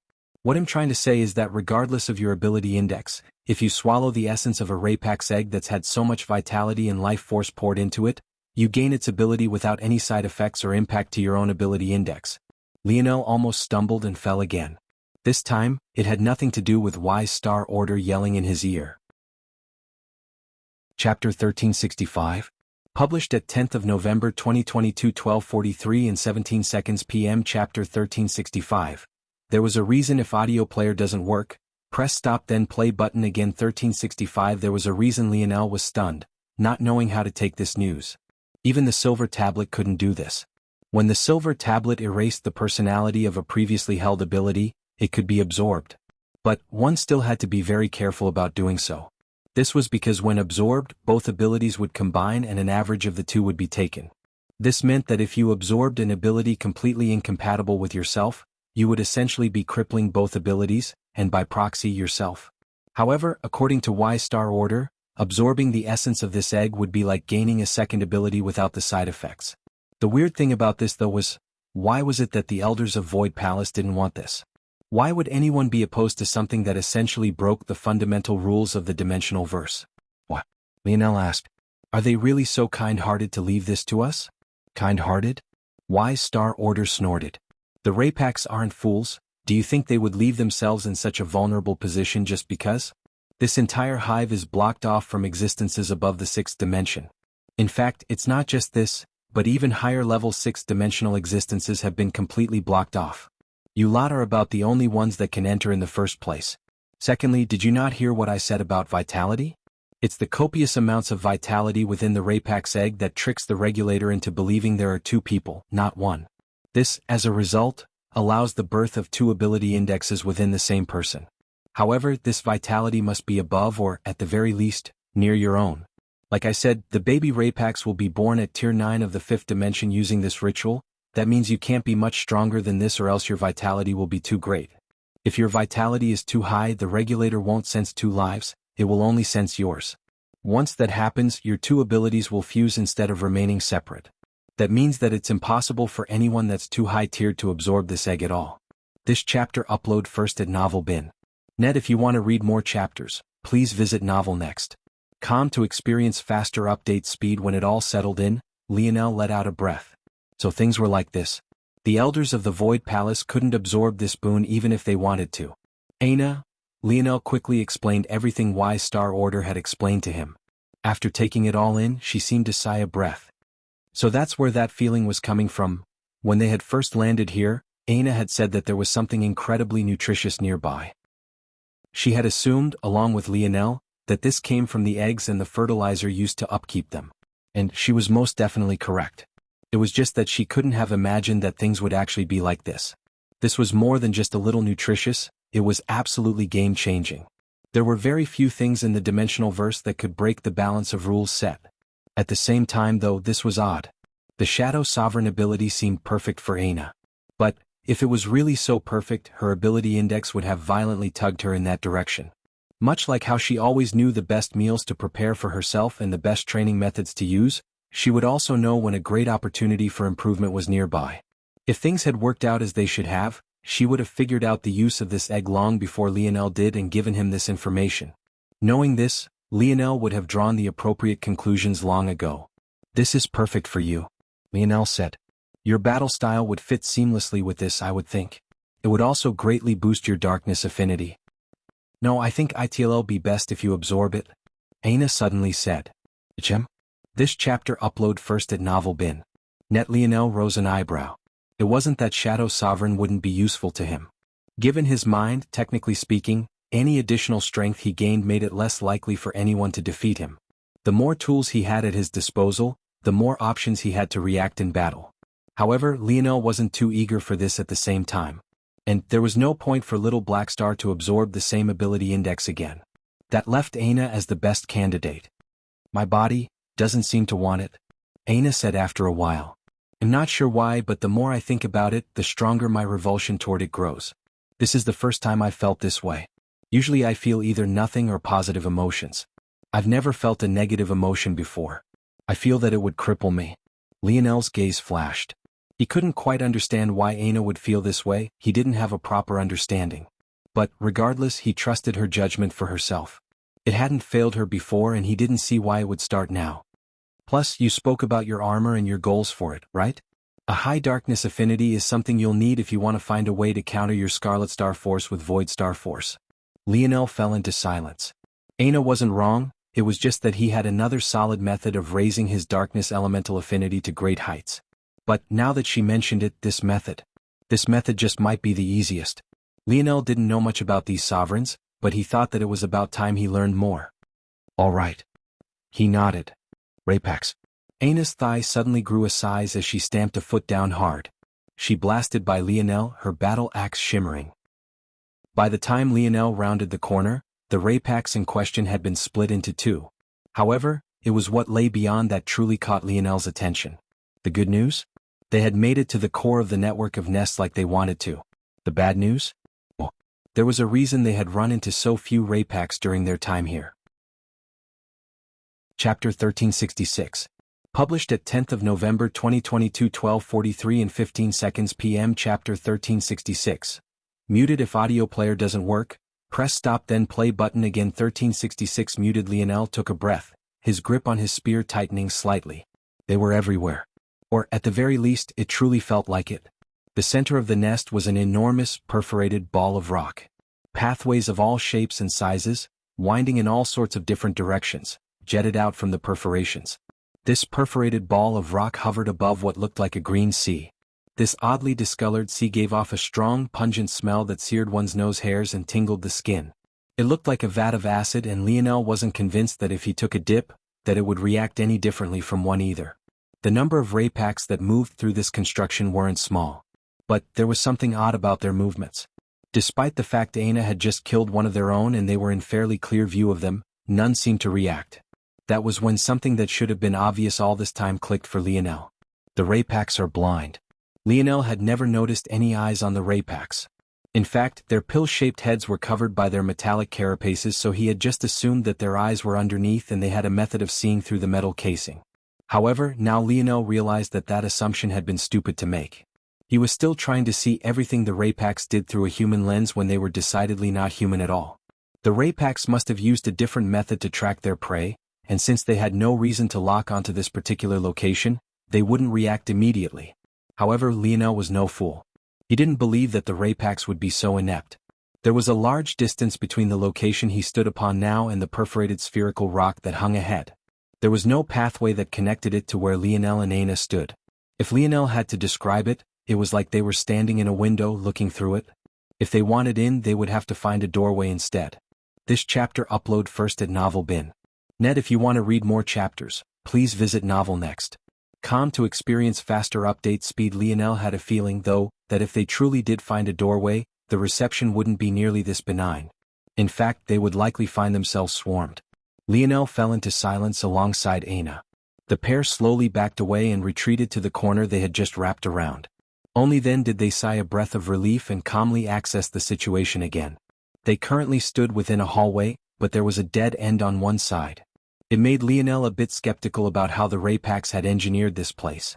It seemed that this window was actually a designed lookout. But it was obviously not a lookout for enemies, but rather a lookout for observing the work of the other Rapax. If Lionel was correct, this confirmed one matter. The Rapax did have methods of seeing things at long distances. And, secondly, it likely wouldn't be long before the Rapax they had killed was noticed to be gone. Lionel wasn't very worried about the second possibility, mostly because at most it would just expose that there were enemies here, something the Rapax were already aware of. It was also possible that it could reveal their location, but Lionel was confident that they would have made a move by then. So it's an observation station? Aina concluded the same thing Lionel had. I think so. Then we'll need to find another entrance. But even if we do, it'll be very difficult to handle. I can reverse engineer a path to a suitable entrance. I've already memorized the layout of that spherical hive hovering in the center of that acid lake. The issue isn't that, it's just, what would we find on the inside? If the inside is another maze, we can work with it. If it isn't, then we'll end up surrounded from all sides without a simple way to retreat. Did you notice, by the way? Aina suddenly asked. Chem? This chapter upload first at Novel Bin. Net, the anarchic force. It's still strong, but there's something oddly mutated about it, as though it feel more malleable and less aggressive. It's like a beast that's been tranquilized. Lionel's brows shot up. When Aina spoke those words, he too realized it. After a moment of thought, he felt like he had come to a conclusion, but he still reached out to Wise Star Order. Anarchic force is the antithesis of life. It's one thing for the Rapax to force their young to be born in such an environment, but it would be another thing entirely if they just allowed the anarchic force to kill them. The girl is sharper than you. The heavy life force in the air, caused by the fertilizer, has a sort of muting effect on anarchic force. This isn't because anarchic force is being suppressed, but it's rather because the anarchic force would rather target this pure and high-level life force than target weak and unsavory babies. That vat of green is where it all is. The toxicity is concentrated in the top layer because that's where all the life force and anarchic force are fusing. The result of their combat is something high poisonous to life. Lionel nodded. He wasn't shocked Aina noticed before he did. Her life force affinity was off the charts. It was only right. But this changed a few things about how Lionel could approach this. Firstly, muted anarchic force meant that he could use more mage tactics and that his bow force's range would be much longer. But most importantly, he just might be able to draw a teleportation force art that could get them out of here so long as the anarchic force continued to be so docile. The formation wouldn't be enough to take them far. But, at the very least, it would be able to get them out of the center of this nest and toward an exit. There was no doubt that once they stole the egg, the Rapax would be livid. By then, their main focus should be on running for their lives. Bang, bang, bang. Lionel's gaze narrowed, the sudden series of sounds making him peek his head around the corner once more. There, on one of the winding paths, a group of youths charged, battling the Rapax that stood in their way. Chapter 1367. Published at 10th of November 2022 12:43 and 13 seconds p.m. Chapter 1367. Wild abandon. If audio player doesn't work, press stop then play button again. 1367. Wild abandon. The moment that group acted, it was as though a chain reaction had been set off. Several roars resounded and several more groups charged out, each claiming a path for themselves and cutting toward the perforated nest. Lionel chuckled. It seemed that his worries about being found out were unfounded. The cascading effect of the movement of one suddenly unleashed a barrage of assaults from all sides. Shall we? Lionel asked. But we haven't found a doorway yet. Lionel grinned. You didn't know? Your boyfriend can fly, I'm basically Superman. Aina hardly got to respond before she found herself squealing. Lionel swept her into his arms and rounded the corner once more. He crouched into a powerful squat, his thighs bulging and calves compressing until they were as hard as steel. In that moment, his aura flourished, a blinding golden light enveloping his body as he was covered in head to toe by tiny white gold scales. Bang! Lionel unfurled himself all at once, slicing through the air like a speeding bullet. Almost instantly he appeared above the green lake, a singular dot in the skies amidst a commotion. But even then he somehow managed to be the center of attention. Steam rolling into battle, a beauty cradled in his arms and wings spreading to his back. In this bleak world, he was like the only ray of radiant sun, the majestic sight of his very being attracting attention from all sides. Lionel soared, feeling his snowy star owl blood rolling through his veins. He could feel it pressing against its very limits, the breakthrough in comprehension he had made in his Scarlet Star Force stimulating it all to the absolute extreme. Lionel let the feeling roll through him. He didn't move, he simply let the air whip against his skin, his eyes closed and his expression peaceful. His skin began to radiate a delicate golden color that quickly became fiercer and fiercer. In those moments, everything around Lionel was so pure that even the foul stench of the Rapax nest couldn't approach him. The refreshing scent of a dawning day, delicate dewdrops and life wafting around him. This chapter upload first at Novel Bin. Net. If you want to read more chapters, please visit Novel Next. To experience faster update speed. There didn't need to be a check, nor a guess. Lionel's mind bloomed like a flower, stepping past the barriers of the fifth dimension and sweeping into the sixth. At that moment, Lionel's snowy star owl lineage factor had reached the pinnacle of perfection, unsealing all three branches to the fourth awakening. Boom. Lionel flapped his wings a single time, his already fast speed suddenly doubling, a violent clap of wind shredding the air to his back as he cut through it all even faster. Bang. Lionel swung his feet forward, their sawls smashing into the head of a Rapax and crushing their silver skull. He landed heavily on a winding platform, already having covered more than half the distance. The Rapax crumpled beneath his feet, a heavy domain pressing down and shredding it to pieces. Aina jumped from Lionel's arms, her battle axe in tow. A single sweep seemed to sever the world itself, the Rapax in her path finding themselves experiencing just the same fate. Scree-cree. Lionel's mind felt as though it had been injected directly with adrenaline. Everything was so clear, not just through his internal sight, but through his eyes especially. He could see further, even the slightest bits of detail were laid bare before him. In that moment, things that Lionel would usually rely on his internal sight to pick up on suddenly didn't need it at all. And just like that, the advantage the Rapax had had over him vanished in a puff of smoke. Lionel took a step forward, his figure crossing tens of meters in a single bound. When he appeared again, he had seemingly already chosen the perfect position to dodge a coming kick, his makeshift spear stabbing outward and ripping through a gap that felt infinitesimally small in its plate armor. Right then the Rapax crumbled, but so too did Lionel's makeshift spear, combusting to ash in his palm. Lionel immediately knew why that was. It seems he had gotten the spear domain to acknowledge him enough to hold a spear without destroying it, but he still hadn't gained enough acknowledgement to be able to make it acknowledge one of his creations just yet. However, this wasn't enough to make Lionel slow in the slightest. If he couldn't use a spear, then he would just use his fists. This chapter upload first at Novel Bin. NetDream Class. Speed Fighter. Lionel's steps shifted, his body flickering and his speed reaching nigh untouchable levels. He left afterimages in his wake. Whenever he appeared, another fist would jet outward, blasting a hole through yet another Rapax. His eyes darted back and forth. It felt like there was nothing he couldn't see, nothing he couldn't observe. The twitch of their muscles, the shift in their weight, even the slight change caused by a rush of their blood was all picked up by him. Numbers seemed to float in his vision. Speed, weight, power, distance, it all branched off one after another. It was as though Lionel's dream world had manifested into reality, layering atop what was with an objective measure of what is. It would be a very long time until Lionel realized that this was the first instance of his dream force working as it should, his consciousness projecting into the world and affecting it. This is what it truly meant to have high dream force affinity. A wild grin spread across Lionel's face. Every swing of his fist and every slice of Aina's axe only made him smile all the more wildly. This feeling, it was exhilarating. Lionel shifted around another Rapax, sidestepping the tail of another as his hand reached out, snatching the curved blade with his bare palm and squeezing down. Sijai. The metallic tail crumbled, wild bronze runes racing beneath Lionel's scales. Lionel gave a strong pull, causing the Rapax to suddenly find itself flying in his direction, only to be met by a fist that crushed its head. He stepped over the corpse, his body swaying to one side to dodge a kick. His wings slapped outward, causing the balance of the Rapax to falter and spin. Ha! Lionel took a strong step forward with one leg and sent the other shooting straight up. His heel connected with the chin of the Rapax with such force that its head was ripped from its body. Lionel's roar bellowed through the Rapax nest, his blood flowing with wild abandon.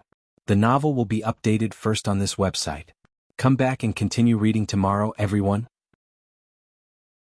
Chapter 1368. Published at 10th of November 2022 12:43 and 10 seconds p.m. Chapter 1368. 0. 15 If audio player doesn't work, press stop then play button again 1368 0. 15 Lionel left a blazing trail in his wake. Sometimes, it would feel as though he was attacking 3 different places at once, his speed so fast that it was almost impossible to keep up with. The first awakening of the speed branch merely allowed Lionel to access light elemental force in a fashion that could boost his fast twitch capabilities, not much unlike an elemental speedster, but on a much smaller and more controlled level. The second awakening gave Lionel access to the Star Road. It was the road of stars that appeared beneath his feet. Stepping onto the road made Lionel feel lighter and also seemed to weaken several forms of friction, making gliding through the air feel all too easy. The third awakening was primed for awakening with the appearance of Lionel's illusory wings and came into true being once Lionel's wings gained physical form, spreading out from his body both powerfully and majestically. The fourth awakening, however, was the most profound of them all.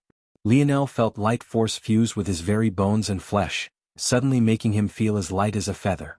The difference was so drastic that had it not been for the increase to his wisdom branch simultaneously, Lionel might have had to artificially slow himself just so that his mind could keep up. Now, Lionel suddenly had a body as sturdy as any Tier 9 forged weapon, and yet instead of being weighed down, he was as light and free as a breeze of air. Golden runes shaped into delicate feather patterns danced between the bronze runes that were deeply carved onto his bones, making him feel as though he was gliding through the air as opposed to running on ground. In that moment, Lionel could feel the exhilaration of a speedster, a hearty laughter almost leaving his lips. The Morales family lineage factor was always known to be the cream of the crop because it circumvented the usual pitfalls and weaknesses of defensive abilities in ways most others could not. Despite having skin as tough as metal, Lionel hardly lost any flexibility or speed. However, when a lineage factor that was already so amazing to begin with was suddenly stacked with another that not only erased its minor weaknesses, but even turned them into strength. This chapter upload first at Novel Bin. Net. If you want to read more chapters, please visit Novel Next. Com to experience faster update speed. Well, the results spoke for themselves. Lionel vanished, suddenly appearing above a Raypax that had just swung down a kick at full force. His toes lightly tapped the Raypax's knee, causing a strong surge of golden spear force infused with snow force and destruction to slice downward. The Raypax immediately found its leg severed at the thigh, its weight falling forward as it lost its balance. It had already been leaning forward to begin with after its attack missed, but now it seemed that it wouldn't be able to do anything at all as it fell toward Lionel. Lionel used the light touch of the tap of his foot to skip upward, his body spinning and a vicious kick landing on the side of the Raypax's pill-shaped head. The sound of metal crashing against metal resounded for just a moment before one side crumpled and collapsed. The Raypax's head was ripped from its shoulders, its head being sent spiraling into the green lake below. Lionel landed on the ground for just a moment before he vanished once more, a spiraling circle of wind being left in his wake. Everywhere he passed, arcs of light would follow his swinging kicks and fists. The outline of a beautiful dance was marked, a gorgeous white gold painting the otherwise grotesque atmosphere. 0-15. Lionel could feel the shift in his speed fighter class. The fourth awakening had caused his original 1.00 rating of himself going all out to increase, resetting the entire scale.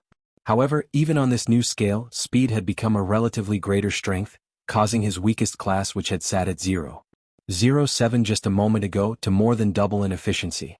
There are diminishing returns to such speeds. It was no wonder that even with such an enormous speed boost after reaching the fourth awakening that the Snowstar Owl would still only be a sixth-dimensional beast. More speed equals more power, but that's only if weight remains constant. This lineage factor gives me what feels like even more than a ridiculous tenfold increase in speed, but it does so by lowering my weight and by extension my momentum. This chapter upload first at Novel Bin. Net. If not for the fact I can rely on my metal synergy lineage factor, I would have to be very careful with how I use this speed as well, or I would end up hurting myself. This made perfect sense. This lineage factor was rooted in the blood of a bird. Birds were known for their hollow and fragile bone structures. This should have been something that Lionel had expected. However, he wasn't disappointed. Right now, this boost was exactly what he needed. He was already confident before that no one would be able to stop him from getting this egg, as he always had confidence in himself. But this only made him more assured. Lionel quickly cleared the Raypax. Because he and Aina had landed in the middle of the platform and had not started at the beginning like everyone else, they were far ahead. But that came with its own problems as well. If they weren't fast enough, they would end up pincered from not one but two sides. By then, what advantage they had gained wouldn't be worth it. However, Lionel had his own plans for this. Aina raced after Lionel, managing to keep up because of how often Lionel had to stop to battle. Any stragglers he missed were unceremoniously cut apart by her. The moment Lionel reached near the end of the platform, he released a low shout, his feet stamping down hard. A flickering golden rune lit in Lionel's irises, a searing heat dancing above his right hip. Destroy. A raging crimson aura erupted from Lionel. The novel will be updated first on this website. Come back and continue reading tomorrow, everyone. Chapter 1369. Published at 10th of November 2022, 12:43 and 9 seconds p.m. Chapter 1369. Easier, not harder. If audio player doesn't work, press stop then play button again. 1369. Easier, not harder. Lionel's spear force came out marked in crimson. As though his blade had been marred by dripping blood, it left streaks of rouge in the air, drawing hard lines into the pathway just as Aina rushed over. Jump. Lionel called out. Aina complied, leaping into the air. She looked down, wondering why it was Lionel had asked such a thing, only to find that the last point her foot had touched had already begun to crumble. Lionel's gaze flashed, his foot stomping down hard. He tugged at his variant Earth affinity hard.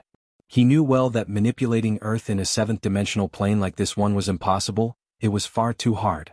Maybe only when he formed his sixth-dimensional metal body would he have a slight chance at affecting this environment to any large degree capable of helping in battle.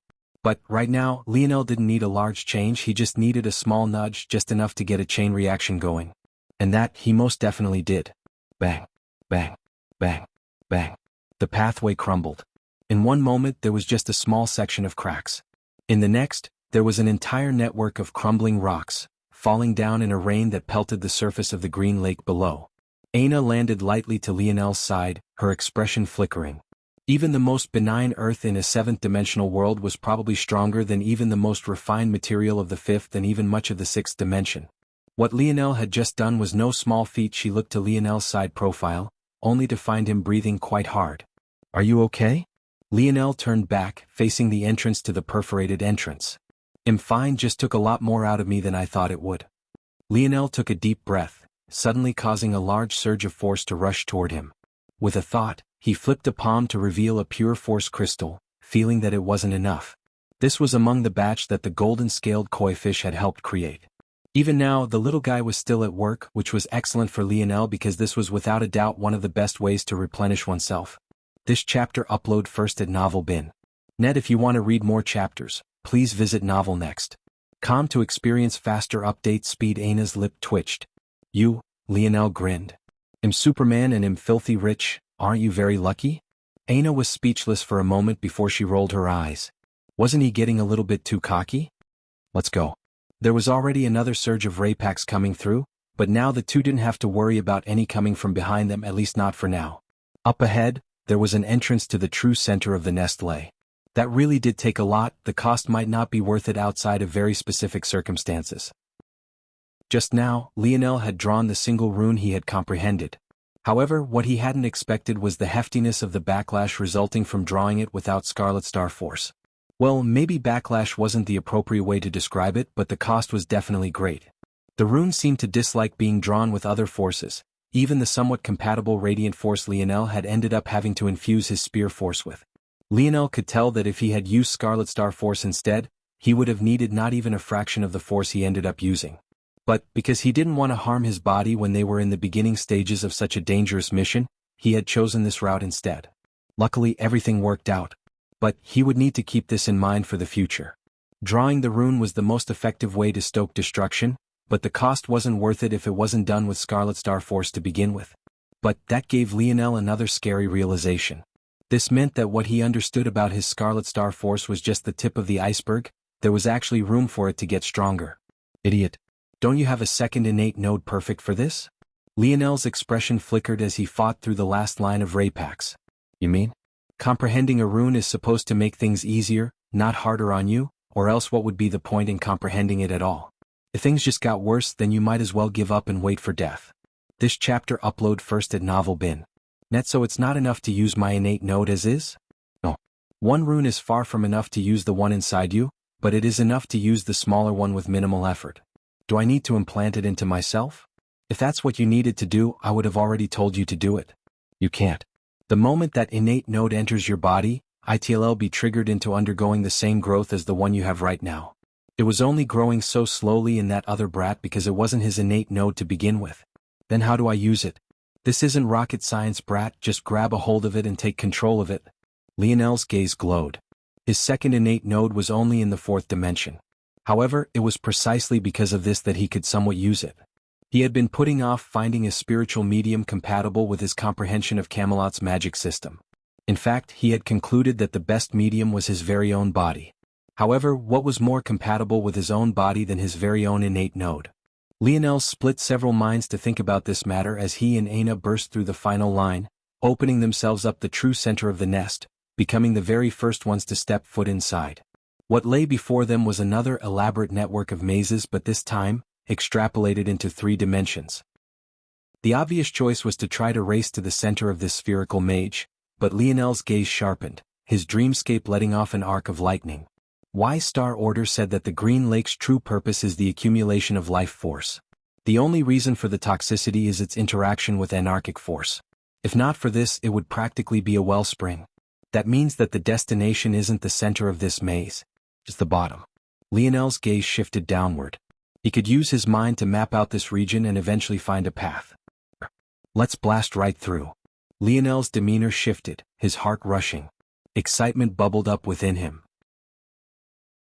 Chapter 1370. Published at 10th of November 2022 12:43 and 7 seconds p.m. Chapter 1370. Baffling if audio player doesn't work, press stop then play button again 1370 baffling blast through? Aina's expression changed. She looked at Lionel as though he was a madman. She could tell that Lionel meant that he wanted to speed things up and rush through the maze by breaking through the walls. But if that was so easy, everyone would be doing it. They just witnessed together how hard it was for Lionel to deal with that platform, and that had been a thin walkway to begin with. What kind of effort would it take to blast through reinforced walls? The Raypaks obviously hadn't built their nests like mazes for fun, there was a purpose behind it. It made it far easier to defend and gave them an added buff toward enemies. The fact it had taken so much effort to get here in the first place was a testament to that. However, toward Aina's words, Lionel only grinned. Cut them down for me. I need a bit. Aina met Lionel's gaze for a moment before she nodded. She would just have to wait to reprimand him for not explaining another time. This situation was even worse than before with Raypaks still streaming in. So, she had to prioritize their safety first. The moment Aina stepped in front of him, Lionel took a breath and settled his mind. This region seemed flooded with nothing more than fifth-dimensional Solider Raypaks. He hadn't even seen a ruined Raypaks yet, which was part of the reason their fight until now was so easy. Thanks to this, he didn't have to worry about Aina's safety at all. He could focus his everything on this. With a flip of his palm, a fingernail-sized gemstone appeared in his hand. It seemed almost inconspicuous, but the moment it touched Lionel's palm, it was as though it had been lit on fire. Even when Lionel squeezed his hand shut, radiant light spilled out through the cracks, causing rays of red gold to splinter off in all directions. But he remained silent, his mind soothed and calm. The feeling was a bit exhilarating and Lionel even felt a hint of excitement bubbling up, but he forcefully repressed it. For at least the first time he needed it to be absolutely perfect. That way he could replicate it through his absolute control and achieve the same result again and again. The Camelot magic system had always required a spiritual medium. This was why they used wands and staffs. Some of Modred's most powerful spells could only be cast with the help of her wand. This chapter upload first at Novel Bin. Net if you want to read more chapters, please visit Novel Next. To experience faster update speed usually, these spiritual mediums were carved out of what the people of Camelot called spiritual trees. But, in Lionel's understanding, these so-called spiritual trees had just been quasi-fourth-dimensional trees capable of withstanding the amplification of force. Through his study of the natural force art left behind by Merlin, Lionel was able to learn that the best spiritual medium of a mage was actually their own body, and this was where magehood and knighthood intersected. This realization was what led to the birth of Lionel's mage core. Ironically, if one looked into Lionel's ethereal glabella now, his mage core had sprung up and looked a lot like one would expect a spiritual tree to look. In that way, everything seemed to have come back around full circle. The petals of Lionel's mage core each represented a separate element. One for fire, another for space and more for light variant earth, and now there was even one for water. As Lionel improved, these petals grew more detailed and his mage core grew, allowing Lionel to pull more and more atmospheric force toward himself. Like this, he became his own spiritual medium, allowing him to cast large-scale spells with great effort on his part as he could rely on force outside of his body. But, if one thought about it, didn't the petals of a mage core sound and feel a lot like an innate node? In fact, the more Lionel thought about it, the more he loved the comparison. In fact, an innate node was just an even more intimate part of Lionel than even his mage core could be. This innate node in his palm right now, it was the very same innate node he had been born with as a child, the very one his mother suffered to birth with him, the very one that called down the phenomena upon his birth. The intimacy he had with it even after so long had passed, transcended almost anything else he had ever experienced in life. Shoo! A strange vacuum seemed to form around Lionel. In that moment, his eyes snapped open, a wild red-gold light shimmering within his irises even as a similarly colored fog began to waft from his body. Junior Scarlet Mage. Lionel exhaled a breath, the temperature around him skyrocketing more and more with every passing second. And yet, he had never felt better in his entire life. His scales lit on fire, his wings following suit soon after. He was bathed in a red-gold flame, a moan almost escaping his lips as the intoxicating feeling spread throughout his body. And then, he tapped his foot to the ground. This chapter upload first at Novel Bin. Need a rushing line of flames spread out from his, quickly drawing a majestic magic circle that surrounded him in the blink of an eye. Each line of fire seemed to race against one another, quickly completing their patterns one at a time. Aina, follow me. Aina's axe swung down once more as Lionel stretched a hand out. In quick succession, several fireballs formed and shot past her, the heat making even her tough skin tingle. Boom, boom, boom, boom. Aina's eyes widened as she watched the tunnel collapse. When she looked back, she found a hole where Lionel had been, her heart threatening to beat out of her chest. Aina quickly pursued, the sound of rumbling explosion resounding beneath her. No matter how fast she fell down each hole, she couldn't seem to catch up, causing the astonishment on her face to only grow. She knew that these walls were actually fragile compared to normal seventh-dimensional rock. After all, this nest had to be built by hand, so it couldn't be too difficult. As such, they were the equivalent of dried mud in the third dimension within the seventh dimension. Still, despite knowing all of this, Aina couldn't help but be baffled. Rax. It could barely leave a small nick on these mud walls. Suddenly, a rush of light flooded Aina's vision and she realized the booming sounds had calmed to a halt. When her vision cleared, she found Lionel standing before her and a vast underwater cavern before them. Streams of vibrant green waters snaked all around and several waterfalls pooled in from the sides. Toward the center, a delicate stack of heavily runed eggs the size of a human lay, each booming with a clear heartbeat that rocked the soft bed of soaked soil they sat upon. In the very center, there was one egg that was not only by far the largest, it was the only one half submerged in a pond of green liquid. While the runes of the eggs around it varied from black to bronze, to silver and even gold, its runes was a bright green color, radiating its own light. However, this wasn't the most shocking part of the cavern.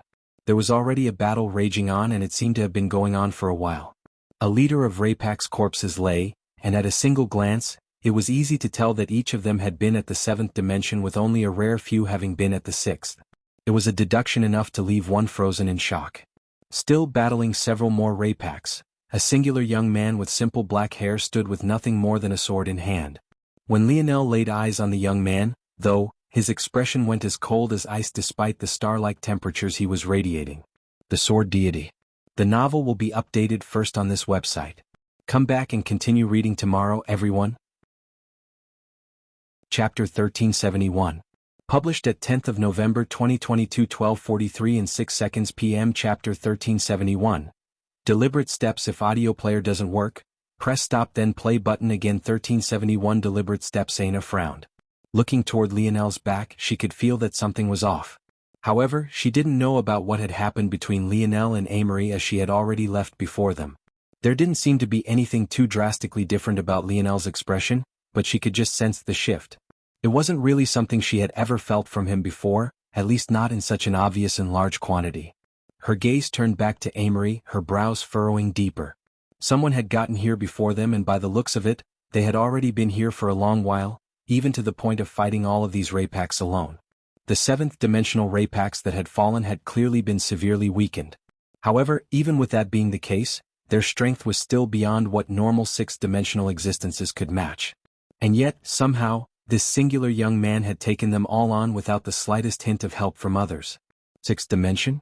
He's in the sixth dimension? But, Aina had assumed that this young man was part of the true selection, and likely even the one other amethyst token wielder everyone was talking about. But, everyone in their generation should still be within the fifth dimension, no? Void Palace didn't allow anyone who had crossed that barrier in because they only raised students who had taken the God Path. Unless this young man managed to step onto the God Path without the help of the Void Palace? Aina wasn't sure what such a thing would entail, but her intuition told her that such a feat wasn't normal by any stretch of the imagination, even if you had a powerful family backing you. This chapter upload first at Novel Bin. Net. If you want to read more chapters, please visit Novel Next.com to experience faster update speed. You know him? Aina asked Lionel, treading lightly. Lionel didn't answer immediately, his breathing calmed and his heart returned to its steady beat. Let's just say I have a few things to pay him back for, he said evenly. From start to finish, Amory didn't look back. There was simply no way that someone who was battling such a large number of Rapaks could possibly have such dull senses, so the only explanation was that he had sensed them and he simply didn't care to divert his attention. Without a word, Lionel plopped down and crossed his legs, closing his eyes. Aina, who obviously witnessed this, had an odd change in expression. She could immediately sense that Lionel's consciousness wasn't in the present any longer, as though it had been sucked up elsewhere. He must want her to look over him, but this situation was a bit, unbeknownst to Aina, who was perfectly correct in her statement. Not only had Lionel's consciousness vanished, but it had entered the spear domain world, his piercing eyes gazing over the horizon. When Amory defeated and quite frankly humiliated him what felt like a lifetime ago now, Lionel hadn't actually been angry. Or more accurately, he hadn't reacted like he might have otherwise. Granted, part of the reason for this was because he was more focused on saving his own life than anything else. Being enraged at that time would have only brought him closer to his death, not further away. Still, even if Lionel hadn't been so close to death's door that day, his rage still wouldn't have shown on his face. He just wasn't that kind of person. He might choose to entertain an outward display of rage when it was related to someone close and dear to him. But when it came to his own ego, he preferred a much more quiet, brewing storm. This chapter upload first at Novel Bin. Net Lionel's father had taught him a lot of things in his life. The ones of main importance were respect and persistence. He carried it wherever he went, and one of the rare times he could find his father being serious about anything was when he spoke of them. However, there were many other lessons that Lionel had learned without being explicitly told. His father's casual demeanor, hiding a lurking, slumbering beast within, was one of those things. A large part of the reason Lionel preferred to handle things himself was because he had observed these matters. A betrayal of his friend? He took it with a placid expression. A betrayal of his lover? He simply cut ties and let the relationship rot. A betrayal of his strength? He let it sit and fester, a small, disguised reminder at the back of his head, waiting to be awakened and remembered. Lionel took a step forward. The darkness of the spear domain hadn't changed. A countless, endless chain of mountains, a dark and black sky, even the cracks of thunder and lightning didn't shed much color at all. Lionel walked down a winding path, regions that used to pressure him greatly rolling off his shoulders as though they weren't there at all. It had been a while since Lionel tried to claim a spear. He had stopped at the quasi-silver spear peaks because it simply wasn't smart to go on. Surviving in spear domain required a powerful spear force, but Lionel had always gotten away with far more because he had a powerful mind to offset his weaknesses. However, now, not only did he have a powerful mind that had recently entered the ranks of the sixth dimension, but his spear force had evolved to a level it had never touched before. A strong barrier of separation lay between the quasi-silver ranks. As though wading through air as thick as crass black oil, Lionel was forced to push through, his light steps becoming heavier and even his skin beginning to weigh him down. However, he pushed through. A shroud of golden spear force surrounded him and pierced forward, shredding the curtain that lay ahead and allowing him to step through. The moment he did, the overwhelming pressure collapsed in from all sides. Lionel's bones creaked and sweat fell from his brows, but he continued to walk forward, one deliberate step after another. Chapter 1372. Published at 10th of November 2022 12:43 and 4 seconds p.m. Chapter 1372. Spear domain. If audio player doesn't work, press stop then play button again. 1372 Spear domain. The spear graveyard in the black grade region of the spear domain had truly felt as such. However, as Lionel walked forward and crossed from the bronze grade region into the silver grade region, he felt as though he was entering a whole new world. The number of spears littered in the surroundings were just as numerous and, quite frankly, actually seemed to be far larger in number.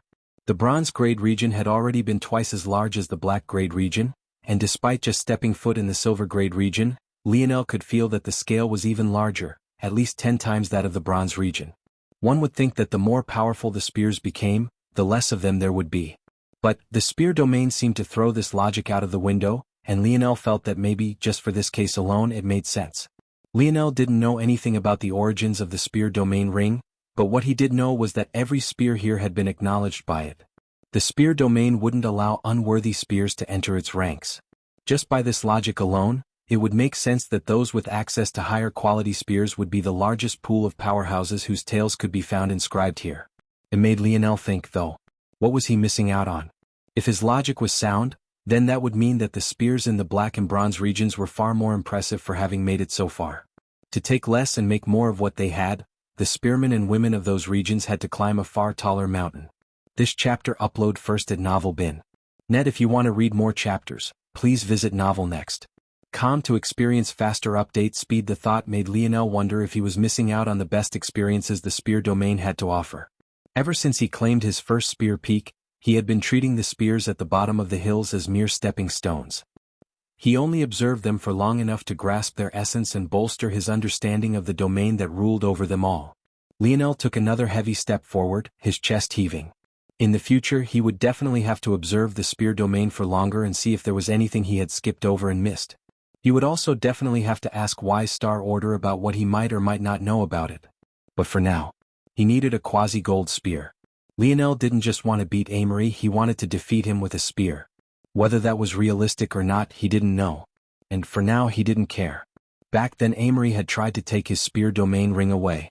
There was no doubt in Lionel's mind that Amory was well aware of what family he came from and what the origins of it were, but he simply did not care. It was obvious that Amory both didn't fear the Morales family, and actually just might be enemies with them. Such a victory, Lionel didn't just want to claim for himself, but also the Morales family. Of course, this wasn't because Lionel had suddenly become a loyal to the core Morales family member. It was rather because, as far as he was concerned, this family would be his to control in the future. If he didn't put his best foot forward now, when would he? This chapter upload first at Novel Bin. Net. Lionel pulled himself up the hill. By now in the outside world, his body was completely drenched in sweat.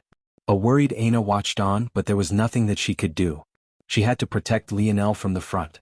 She hadn't forgotten that they were in the middle of a battlefield right this moment. If it wasn't for Amory they would have already been swarmed.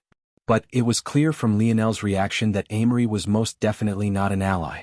The time continued to tick by and eventually an entire half-hour had passed. The sweat drenching Lionel's body had only gotten worse. If Aina didn't know better she would have thought that Lionel was being boiled alive, but what could possibly force someone with maybe the greatest fire elemental affinity in the human domain to sweat like this? Aina could only be baffled. Lionel's force didn't seem to be circulating and his strength seemed stagnate as his stamina plummeted. None of it made sense. Aina's head suddenly snapped up, her gaze narrowing. She had expected this to happen, but when it finally did, she still couldn't help but put her guard up. Several groups of youths poured in, having been delayed by going to the wrong location. When they saw the situation, many didn't quite know or understand how to react. And the few that recognized Amory gave themselves a long pause, apprehension growing in their hearts. Conan of the Leo family, Simona of the Pius family and the large Armand of the Terrius family were all present. However, they only represented the geniuses of just their foggy lake. Aina could tell instantly, just from her instinct alone, that there were at least 6 or more others that carried that same level of danger in the way they carried themselves. Lionel and Aina didn't go unnoticed, and it made those that recognized them frown. They could accept Amory getting here before them, but Lionel and Aina were a different matter entirely. Among this number included a familiar group of 3. Or rather 2. It seemed that the third of their trio hadn't made it. The atmosphere immediately became odd. In the center, there was a singular young man fighting dozens of elite Raypaks on his own. The effort on his part wasn't small, but it was clear that he was reserving himself, waiting for something. Around this battle, several groups formed, among which was Lionel and Aina. Many of them eyed the egg, unwilling to take their eyes off of it. Not everyone understood exactly what was at stake here. In fact, the majority were ignorant. However, it didn't take a genius to understand what the most valuable thing here was. Aina's grip tightened around her axe, her eyes remaining focused as she protected Lionel to her back. The novel will be updated first on this website. Come back and continue reading tomorrow, everyone. Chapter 1373. Published at 10th of November 2022 12:43 and 3 seconds p.m. Chapter 1373. I'll explain if audio player doesn't work. Press stop then play button again. 1373. I'll explain. The hilt of Aina's battle axe slammed against the ground with a dull thud, a light breath leaving her lips. Her posture straightened and her eyes partially closed. Her aura seemed to steam and bubble, the dangerous air coming off of her multiplying several times every second even as the subtle patterns of a black panther crawled up her skin, highlighted by a faint crimson glow. Her hair was gently lifted into the wind before settling down, its length so long that it almost graced the ground with its presence. Though she didn't move or say a single word, her entire demeanor screamed danger. If anyone took even a single step toward Lionel, she would lash out. The gazes of several of the geniuses narrowed. Everyone had the feeling that this situation was only growing more complicated with each passing moment, and it was difficult for them to tell exactly where their place should be. It was difficult enough for the absolute geniuses who would have been amethyst token wielders in other years to decide how to act, but the stragglers that were golden token wielders at best were even more lost, suddenly feeling that it was a mistake to come so far. At that moment, completely out of everyone's expectations, Lionel's eyes suddenly shot open. A ring of light violently expanded outward, causing a wind to kick up and a wall of pressure to push outward. Some of the weaker individuals found themselves almost lifted up from their feet, their bodies being sent stumbling backward. Ha! Lionel exhaled a long breath, his body slowly rising. He reached out with a hand, sweat dancing down the contours of his shredded physique. As his metal body progressed, it only seemed to make every fiber more defined, every peak larger and every valley deeper, only for it all to be tightly compressed into a lean, thrumming engine. A spear seemed to manifest from motes of light in the air at the behest of his fingers. The lights grew more numerous before concentrating into a solid weight that fell with the heft of a mountain into Lionel's grip. This chapter upload first at Novel Bin. Net. If you want to read more chapters, please visit Novel Next. To experience faster update speed for a moment, there was nothing more than a blinding rod of light, too bright to see any of its individual features. However, when its coat of light began to flake off, dancing in the air like twinkling stars, what was left was a spear too stunning to even be properly described in words. Its length was about 2.5 meters from tip to tip, its minor details more beautiful and gorgeous than the last. Its shaft took up most of its weight, designed with white hexagonal plates of metal. In between the gaps of these white hexagonal plates, radiant golden lights were hidden within, giving off an air of unmatched purity. The spear's blade was a mixture of lethality and astounding design.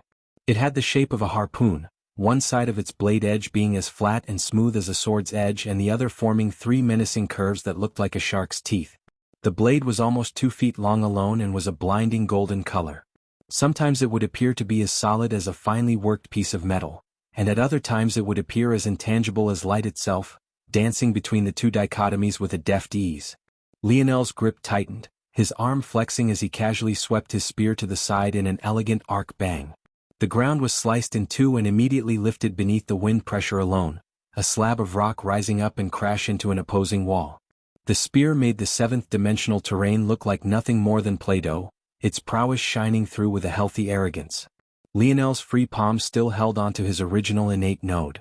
Without much of a thought, he slid it into his mouth, allowing it to rest beneath his tongue. The familiar heat coursed through his body, making him feel free and alive. His glance swept over Aina. She seemed primed and ready, but he simply smiled. Taking a step forward, his arm wrapped around her waist, pulling her into his embrace. Aina, caught off guard by the sudden showing of affection, faltered slightly.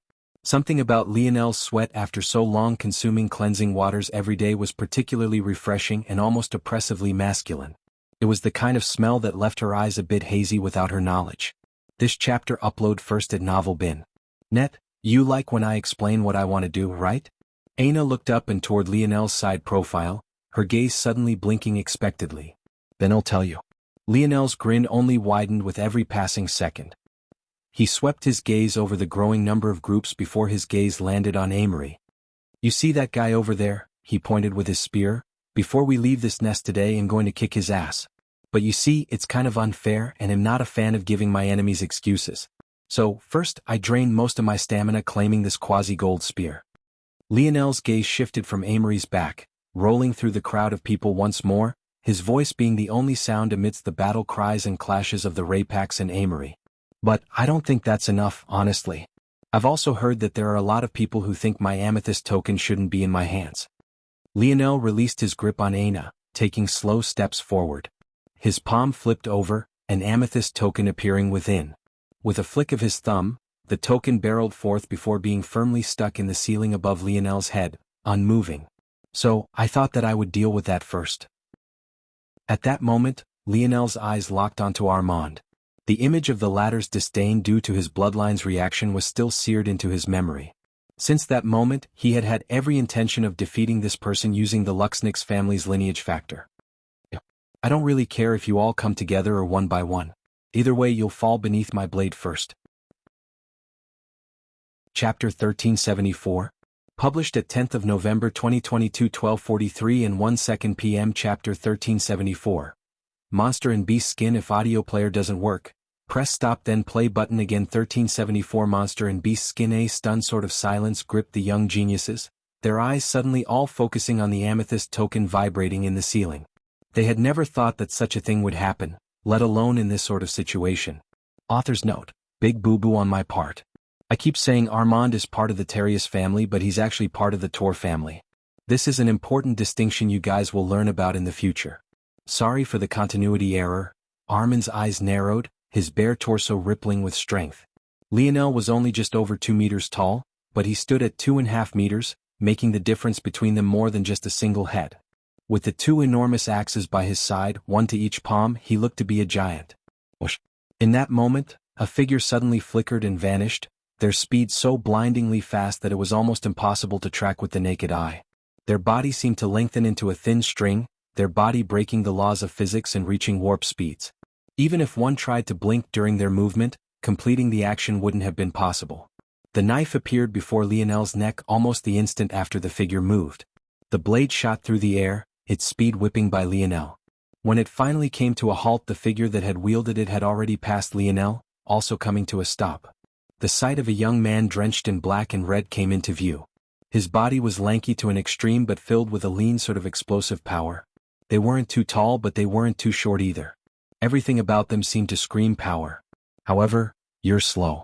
This chapter upload first at Novel Bin. Net. If you want to read more chapters, please visit Novel Next.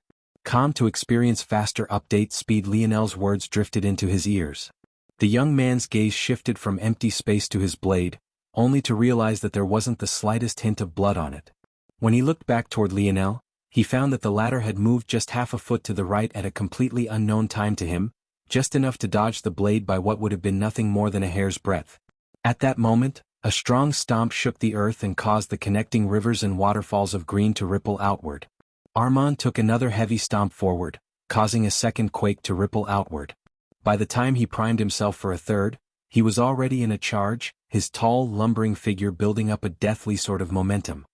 I advise you stay out of my way, Rowan Cancer. This bug to squash is mine and mine alone. Rowan stood in silence. He didn't seem to react to anything, whether it was shame for having launched a sneak attack, nor his miss. It was as though none of it had to do with him.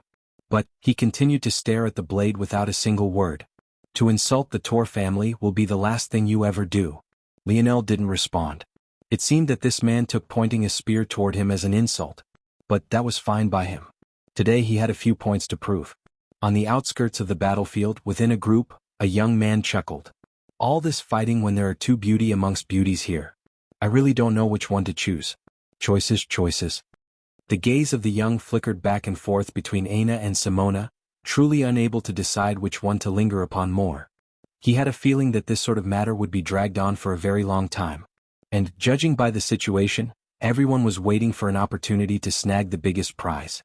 Once Amory was tired out and had gracefully defeated all of the Raypaks for them, there would be a chance to snag the highest prize amidst all the chaos.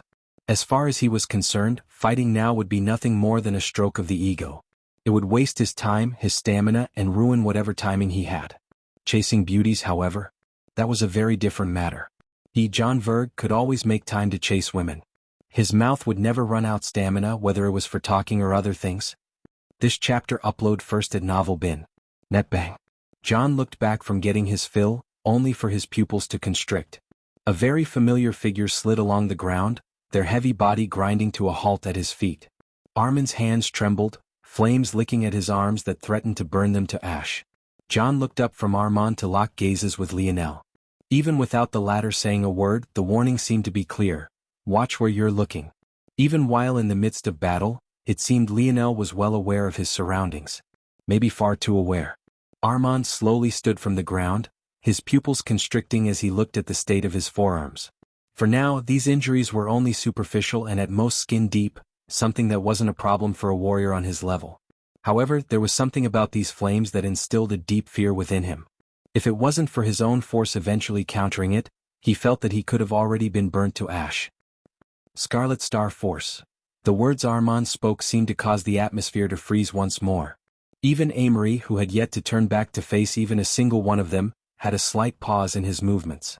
The weight of such a force was not small by any stretch of the imagination. In one moment, Lionel had gone from someone they were all certain had relied on his connections and nepotism to gain an amethyst token, to a monster in beast skin.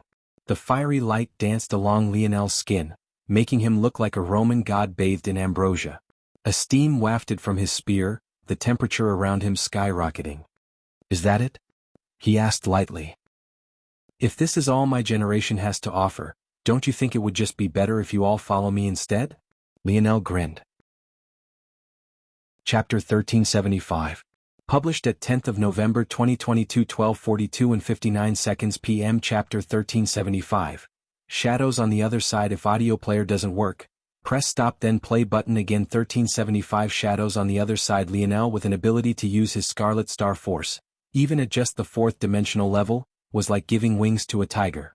Facing nothing more than a group of 5th dimensional existences only a tier or two higher than him, it made the prowess of the number one flame in all of existence shine through all the more. Lionel's words seemed to stoke a flame in the youths. "So that's what this is about? I heard that the littlest Nova is late to the party, but I didn't expect you to be this desperate. Do you even understand the dynamics between our families to be asking such a question?" The one who spoke was surprising Conan of the Leo family. Despite his usual personality, he had become frighteningly reserved after seeing Amory present. He might have been the first to act had this situation not been so odd to begin with. The Raypaks were so focused on trying to take down Amory that they hadn't even splintered off a single one of them to try and wipe out what remained of their threats. Conan's words, despite his brutish nature, actually sounded quite smart. And despite seeing Armand, a man he could at best match evenly in battle, thrown back like a rag doll, he hadn't reacted to this very much either. You can claim an upper hand for now. True state force isn't something that can be countered easily. But, we'll all soon be in the 6th dimension, the level where true dividing lines and separations will happen. You're quite confident in your innate node, but do you know why innate nodes are rare amongst humans to begin with? Most people born with them end up dying before reaching their primes because they'll be consumed by them. Innate nodes are the path of the spirituals. They're the only race capable of coexisting with such a burden. But for you, not only will our god paths be able to counter your Scarlet Star Force in the future, but you might very well die in a few decades anyway. So don't you think you're too arrogant? Lionel tilted his head to the side, observing Conan from head to toe.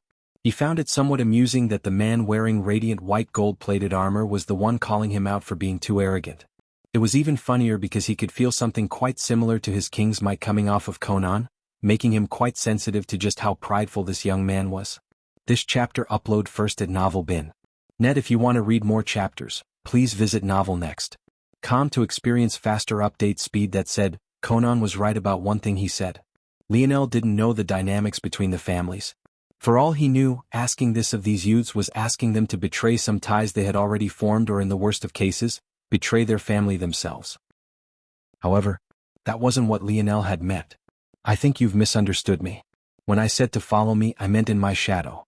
I've heard a lot of complaining about my token, but now that I'm here, no one seems to want to prove or falsify anything.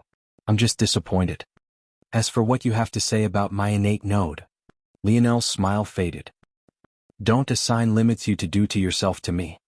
Conan's gaze narrowed, his expression turning dangerous. No one dared to speak to him like this, no one. But the oppressive might coming off of Lionel seemed no lesser than that of his own. No, it even felt like it faintly surpassed it. Conan's brow couldn't help but furrow. Was there a lineage factor that could match his family's in such a field? Why had he never heard of it then? Aina, though, found a very different problem with this situation. Lionel isn't usually like this. Something feels off. She found it hard to describe. It wasn't that Lionel wasn't being himself, but it was rather that he was being too much of himself. He might normally think these things in his mind, but it was rare for him to verbalize them.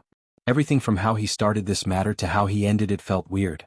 First he wrapped his arm around her waist, then grandly told everyone his plan, and even after all of that, he didn't seem to actually be taking tangible steps toward that goal. Everything had seemed overly showy and arrogant, even down to showing her off and claiming her grandly. But there was ultimately no substance to it all. Lionel wasn't like that. Sure, he had knocked Armand down with a single blow and asserted his dominance.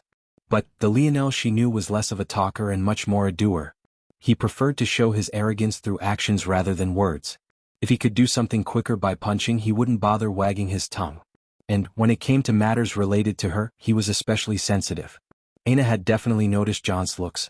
She hadn't done anything because she felt that this was Lionel's stage. Under normal circumstances, he would have already lashed out. And yet, it was odd. On one hand, Aina thought that Lionel was being far more aggressive than he usually was. But, on another, he wasn't being aggressive enough. To an outsider, it sounded like she was asking for the impossible. However, to Aina, without intimately she understood Lionel, she knew something was off. This chapter upload first at Novel Bin. Net there were only two possibilities. Either this was his Scarlet Star Force already making subtle changes to his personality, or Lionel's gaze sharpened. I knew it. The actions of Amory were odd enough. However, the actions of the ruined Rapax elites bordered on absolutely ridiculous. If anything, the Rapax felt like a race of incompetent, bumbling buffoons with how they had handled everything up until this point. They had practically allowed a group of children to run rampant in their territory with barely any repercussions at all. This egg represented the pinnacle of their race, the future leading expert of their people, and an investment they had poured practically everything into. Would this really be all the showing they had for such an important thing? On the other hand, Amory's lack of a response to everything could be taken as a sign of his arrogance, but his pace was still too leisurely and his demeanor far too casual for what he was trying to accomplish. There was only one explanation for everything. It wasn't just Amory that was waiting for something. The Rapax were waiting for something too. On one side there was the Rapax. On another there was the Void Palace. And now there was a third party. Boom. Boom. Boom. Boom. An entire segment of the underwater cavern collapsed, causing a wall of green water to rush in. It was then they appeared, sinister devils shrouded in darkness. The moment Lionel laid eyes on them, a deep revulsion from the depths of his soul took hold of him, a revulsion he could immediately tell was rooted in his snowy star owl lineage factor. He thought back to Y Star Order's words. There were 6 lineage factors in the lights. And there were 6 in the dark. They're the shadows on the other side. The novel will be updated first on this website. Come back and continue reading tomorrow, everyone. Chapter 1376. Published at 11th of November 2022 6:47 and 38 seconds AM. Chapter 1376. Shadow. If audio player doesn't work, press stop then play button again. 1376. Shadow. Lionel immediately shot backward, landing by Aina's side. He crossed the face of Rowan without even glancing his way, his eyes still locked onto the surging waters and flickering shadows. These newcomers seemed to move slowly, but their speed was exceptionally fast. They almost instantly split into 2 groups, one converging onto the Rapax and the egg, while the others fanned out, clearly wanting to deal with the youths of the Void Palace. Almost the instant they did, Lionel felt an odd shift in the atmosphere. Several heads turned in his direction, their faces obscured by the shadows to the point even their body shapes were hard to make out. Whether they were male or female, fit or slim, even their height seemed to wildly fluctuate, making Lionel's calculations reboot every other second. A chilling wind nipped at Lionel's neck, but his gaze only became colder. What was immediately obvious was that these individuals couldn't break the rules of the Rapax either. They were all most definitely either within the 5th dimension or the low 6th-dimensional tiers. Lionel's gaze sharpened. He couldn't afford to use this as an experiment any longer. This wasn't the time to train. It was a time to focus on survival. Aina. Yes. Go all out. Bang. Both of their auras skyrocketed, intertwining in a blazing pillar. One side of blinding white, gold and red. Another side of dense black and crimson. A shadow appeared before them both, only to be met with 2 blades simultaneously. This chapter upload first at Novel Bin. Net. If you want to read more chapters, please visit Novel Next. Com to experience faster update speed. Boom. Mature snowy star owl? What an unexpected find. Be a good little boy and tell me where you got your lineage factor. The shadow's dense fog seemed to morph, becoming 2 glistening bat wings that reflected hues of silver from time to time as though it had trapped the rays of the moon. Lionel's lips upturned, forming a sneer. I'm pretty interested in where yours came from too. The shadow seemed stunned for a moment, its wings slightly trembling as one half blocked Lionel's spear and the other handled Aina's battle axe. Even facing the 2 of them, its feet dug into the ground, its powerful legs pushing back without losing out in the slightest. However, it soon burst into a fit of laughter that grated on the ears, making Lionel feel as though a fork was scraping against his eardrum. You want to know where mine comes from? I have not met a boy so arrogant and ignorant in my life. Do you believe that even if you did know that you could do something about it? The wings of the shadow flexed. An uncontrollable strength pulsed down Lionel's arms. He immediately found his balance shifting, his attempts at forcing down and fighting back against the feeling failing. Without suspense, both he and Aina were forced back, their bodies sliding against the ground. Lionel's blood rumbled, immediately allowing his wings to unfurl from his back once more. He realized in that moment that there was no sense in holding back against these people. Scales of white gold erupted across his skin, hiding the dense bronze runes that formed beneath them. In that moment, his speed skyrocketed, the golden blade of his spear shimmering with an added flare as he struck outward over a dozen times in quick succession. Aina's pupils elongated and sharpened, her canines growing and the black fog that came off of herself becoming all the more prominent. The pair shot forward in unison, their blades practically intertwining and leaving wild streaks of shimmering, sharp force in the air. Lionel's figure flickered, his spear crown erupting. Radiant light followed his every movement. This chapter upload first at Novel Bin. Aina's strides were long, her attacks wild. Each movement carried with it an explosive power. The dichotomy of fast and swift versus powerful and purposeful almost instantly overwhelmed the shadow. Lionel was able to calculate Aina's next move even before she did it, and Aina was able to instinctually react to every action Lionel took. Despite it having been over a year since the two fought with one another, it felt as though they had never missed a single day. Lionel's spear flickered, appearing before the shadow's throat, only to instantly find a wing in its path. However, as though he had expected exactly this much, he had already moved, his figure vanishing and appearing to its back. His spear snaked forward as though its trajectory had never changed, piercing toward the back of the shadow's skull. Aina appeared to its front, her stance firm and her battle axe swinging in an upward arc. The momentum of her string was so fierce that its polearm warped and bent, the crashing sounds of wind pushing against its blade making one feel as though their eardrums might burst. The snarky voice of the shadow had long since faded. It was impossible to tell what sort of state it was in or if it had even bled once since this battle began. However, its lack of a word seemed to speak volumes all to itself. The shadow dodged Lionel's spear by tilting its head to the side, but almost immediately crashed against Aina's axe as a result of its efforts. It stumbled backward in time to find that Lionel had already retracted his spear, his heel slamming into the back of the shadow's knee as it retreated. The shadow's heart skipped a beat. With how ethereal its form was currently, it couldn't understand how Lionel had managed to pinpoint its joint so precisely. But by the time it had finished this thought, it was already too late. Aina's axe descended from the skies, carrying with it the momentum of the original upward swing and slamming downward with a piercing wind pressure that made the shadow feel as though it was about to be split in half without even feeling the touch of the cool blade's edge. Lionel's gaze sharpened, a dense fire lighting within. He had been careful to not use his Scarlet Star Force to not harm Aina, but now was the perfect time. Flames erupted on the tip of his blade, fusing with his spear force in the blink of an eye. Crack. Lionel's expression flickered when he heard this, but his strike remained true, timing it all perfectly.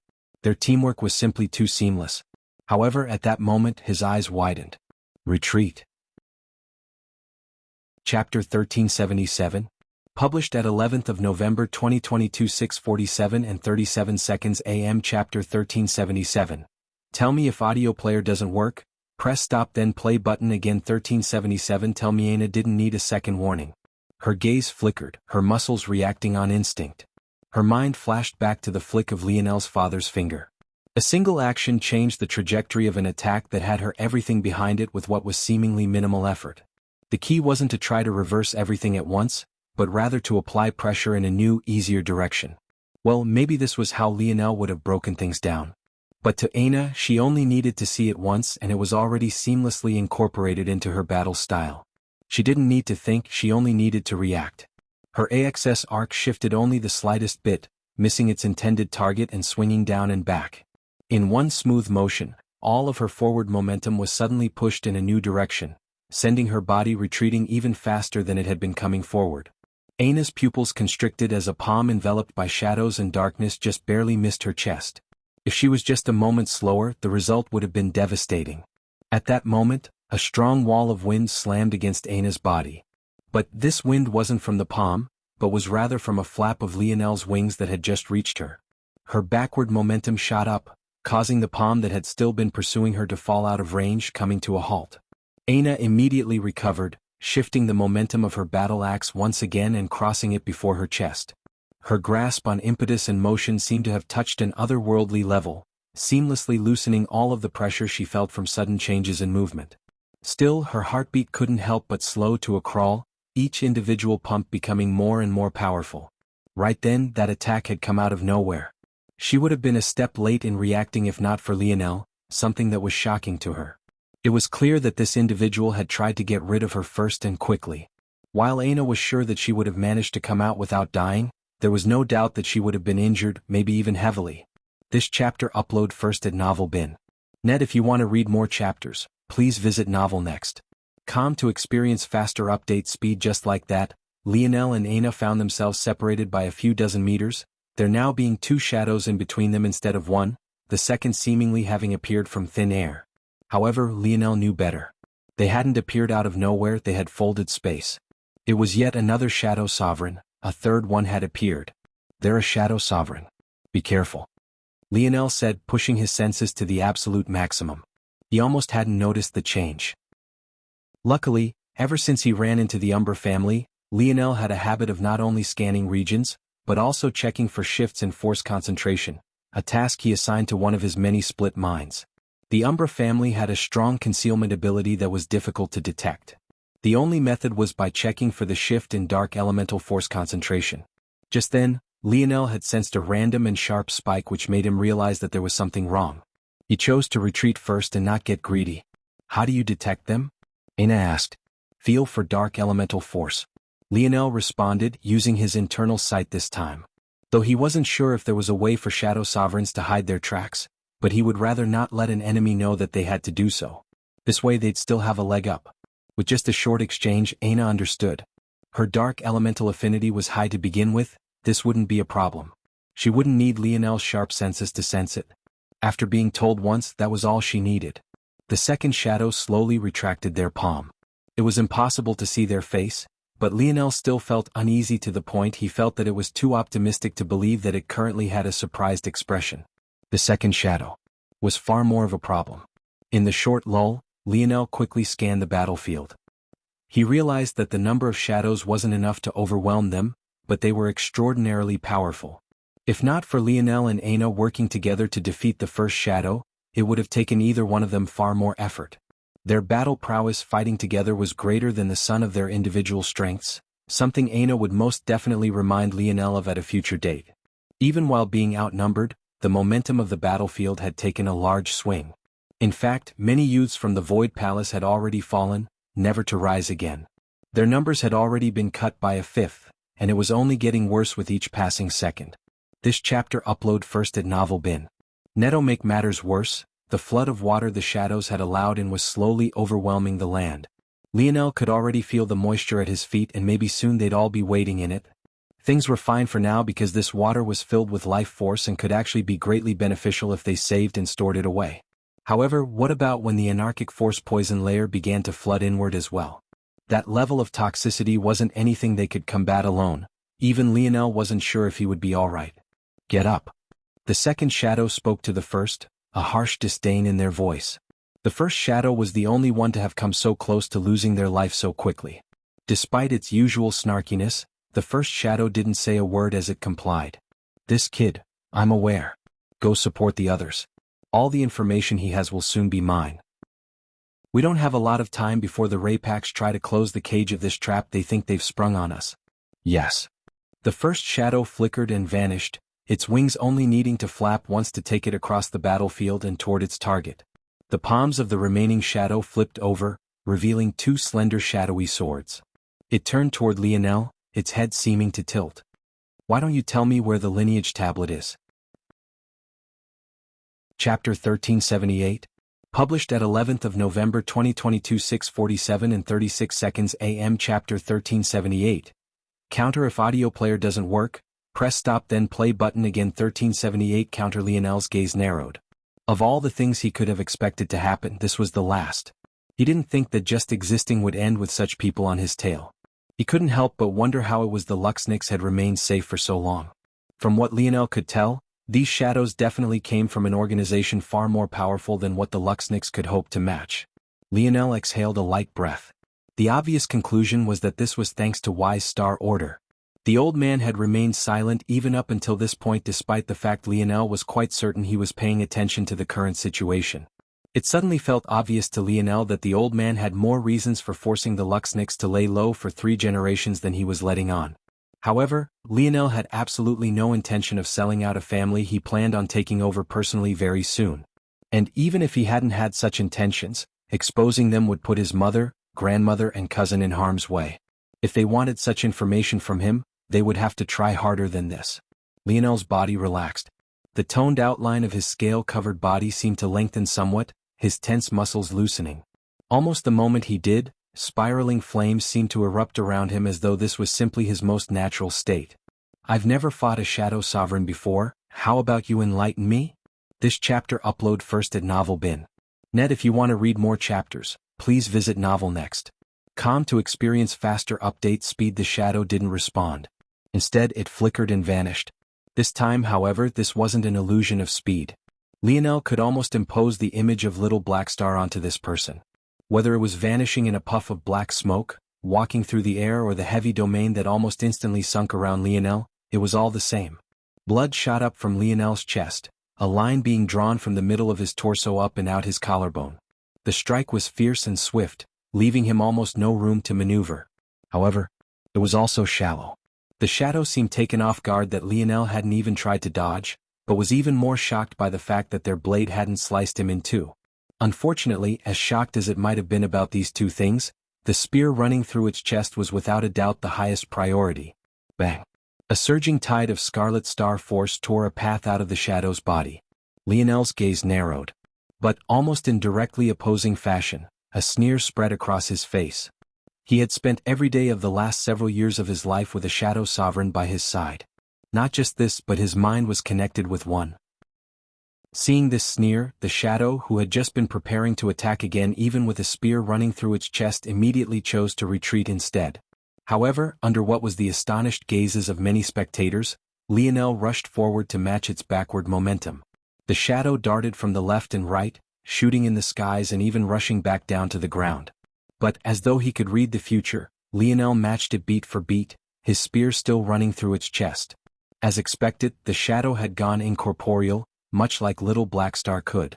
While Lionel's spear had indeed run through its chest, it had hit nothing but empty air. However, this was exactly what Lionel had been expecting. Caught off guard and unable to react, the Shadow Sovereign reacted on instinct, dodging Lionel's strike using its greatest evasive ability, and it was exactly this that had caused it to fall into Lionel's trap. This chapter upload first at Novel Bin. Net, while in this state, the Shadow Sovereign had no ability to attack. If wanted to counter Lionel, it would have to become corporeal, but doing such a thing would be like driving a spear through its own chest. Lionel remembered very clearly that Little Black Star had once saved his life by bringing him into this incorporeal state. The little guy had been so tired after doing this that he couldn't even bring himself into the incorporeal state for a long while. This told Lionel one thing. There was most definitely a limit to how long the shadow could keep this up. Maybe it was a few minutes, maybe it was a few hours, but there was definitely a limit. And, if Lionel was correct, it was definitely on the lower end, or else it wouldn't be moving so erratically. The first shadow that Lionel and Aina had fought together saw this scene and had no idea how to react. The sight would have almost been comedic if it wasn't so blatantly obvious that they were suddenly towing the line of life and death. Shit. The first shadow immediately turned back, only to find Aina in its path. Get out of my way. Aina didn't say a single word, swinging her axe down. Lionel's gaze continued to flicker and calculate. He could already think of several methods the Shadow Sovereign could use to get out of this fate. It simply had to go somewhere Lionel could not. But, for every second it didn't take one of these options, the more certain Lionel became of a few things. First, the Shadow Sovereign was already running out of time. And second, it seemed this incorporeal state didn't allow absolute freedom. At that moment, the shadow suddenly came to a grinding halt, but Lionel was prepared, stopping just as quickly. However, what he wasn't prepared for was the Shadow Sovereign to suddenly hack up a mouthful of blood. In one moment, Lionel felt like he was piercing through air, and in the next, the weight of flesh pressing around his blade was all too obvious. This should have been a good thing. He should have just found the limits of the Shadow Sovereign. But Lionel's instincts told him different. The Shadow Sovereign had chosen to do this on purpose. On cue, twin swords crossed around Lionel's neck. It seemed the Shadow Sovereign had chosen to use the same trick as Lionel, exchanging injury for devastation. The novel will be updated first on this website. Come back and continue reading tomorrow, everyone. Chapter 1379.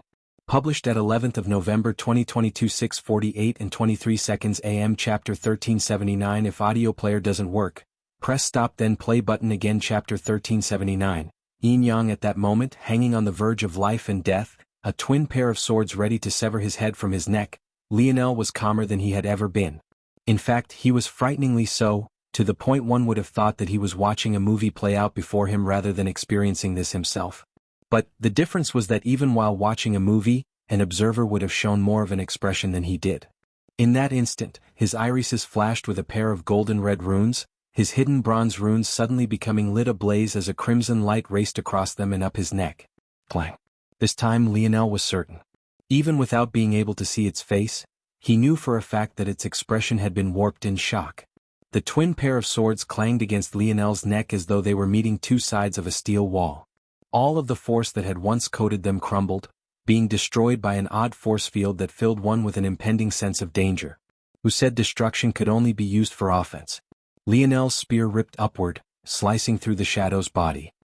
He showed not even the slightest hint of mercy, his gaze remaining cold from start to finish. Just as he finally managed to slice its skull in two, the spear force he had been forcefully holding together shattered into motes of light. But the resulting explosion also took with it the head of the Shadow, causing its skull to also explode. Lionel looked toward this scene and shook his head. He had heard the crack before, but it was truly unfortunate. His spear force was the most powerful when his Scarlet Star force was infused into it, but it couldn't retain its structure. It had only lasted a few minutes before shattering, a time that would have been even shorter had Lionel actually been clashing with it instead of just leaving it in what was ultimately thin air, considering the Shadow had spent most of its time incorporeal. Still, this result was satisfactory. He had managed to overwhelm the Shadow with his mind and take it out with minimal effort. This was definitely a good thing because this Shadow seemed to be a top 3 threat amongst them all. Taking it out now removed a huge burden from his shoulders. My spear force seems to still be lacking. I don't think it's a problem of its level. If it can't handle 4th-dimensional Scarlet Star force now as a 5th-dimensional blade force, then it'll never be able to handle it in the future. It needs to evolve beyond its current means without reaching the 6th dimension. This thought made Lionel wonder if he had progressed his bow force too fast. Was there anything he had missed in that time? Lionel retracted his spear, spinning on his heels and rushing toward Aina. She had been blocking the first Shadow for him all this time, and though she was doing fine, it would be best if they could team up and take out yet another Shadow. From what Lionel could tell, he was the only one to have killed a Shadow at all. If things continued like this, it would become troublesome. Conan, his cousin Gunter and Simona, along with their subordinates, had already formed one resistance group. Armand and John had formed another. Finally, Rosen and a few others formed the last. A balance seemed to have been struck, but it had once again entered a lull that made Lionel uncomfortable, especially after so many gazes locked onto him. The moment the Shadow Sovereign had fallen, piercing auras threatened to rip Lionel to shreds. Boom. Lionel stomped a foot down hard, his head suddenly snapping backward. What remained of the Shadow Sovereign shadow had shattered like dry ice falling to the ground. Tendrils of darkness spread out wildly, scratching and clawing at the earth and lapping up the slowly moistening ground. Lionel's expression became a fusion of slight shock and confusion. Was there possibly an ability of the dimensional verse capable of bringing someone back from the dead? Or was it really possible that his attack just now hadn't killed this person? Lionel might have been able to accept something like that if he had just used normal spear force, but he had used his Scarlet Star force as well, and it had even exploded, taking the Shadow's head with it. How was any of this possible? The tendrils of Shadow suddenly shot together, forming a large ball of black that burst in the next instant, revealing a figure Lionel understood even less. It had short legs and arms and seemed to be covered by incorporeal fur. It had a round, sturdy belly and it stood at over 3 meters tall. Its 2 eyes were surrounded by an abyss of black along with its ears, but much of the rest of it out of its limbs shimmered with a sparking white. A panda? It felt like more than if there was ever an emperor of pandas recognized by all, this would be it.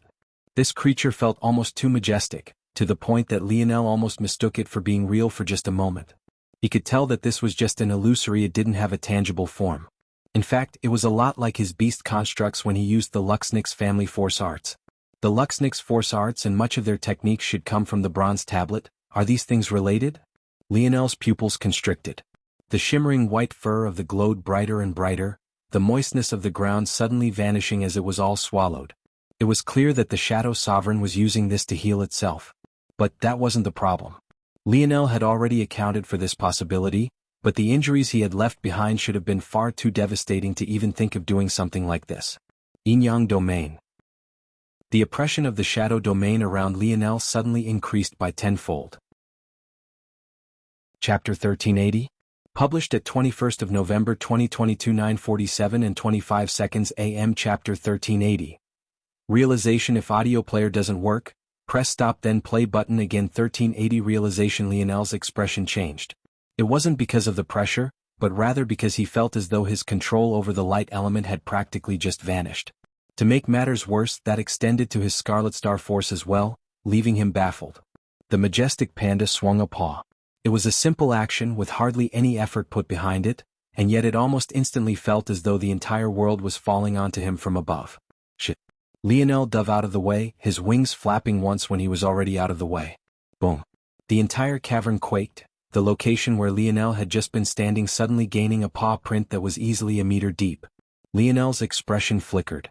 That level of strength was ridiculous. Slicing the earth apart or destroying it was one matter, but compressing so much when it was already so sturdy? That was absolutely ridiculous. Had that attack landed on him, unless he used his destruction to flood his runes again, he didn't think a single bone would survive being shattered. Old man, don't you think you've been quiet enough? I know you know something. Is this shadow just unkillable? Should I run? Lionel had never seen an ability allow someone to survive having their head explode. He had no way of telling how many more times the Shadow Panda could repeat that sort of action. The situation was already precarious and he was pushing it by remaining here instead of finding a way to run. If things fell any further out of their favor, Lionel wouldn't care about what benefits they could get here any longer. He would take Aina and run. It's an Aurora Black Panda. Lionel's figure flickered.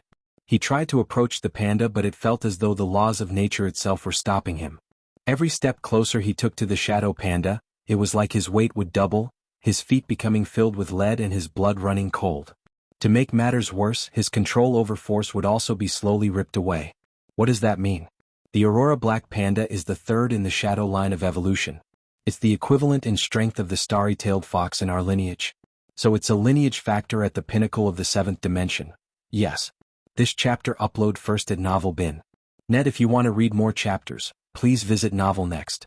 To experience faster update speed. Lionel diverted his attention back to Aina to make sure she was faring alright, and he was pleasantly surprised to see that she was actually winning.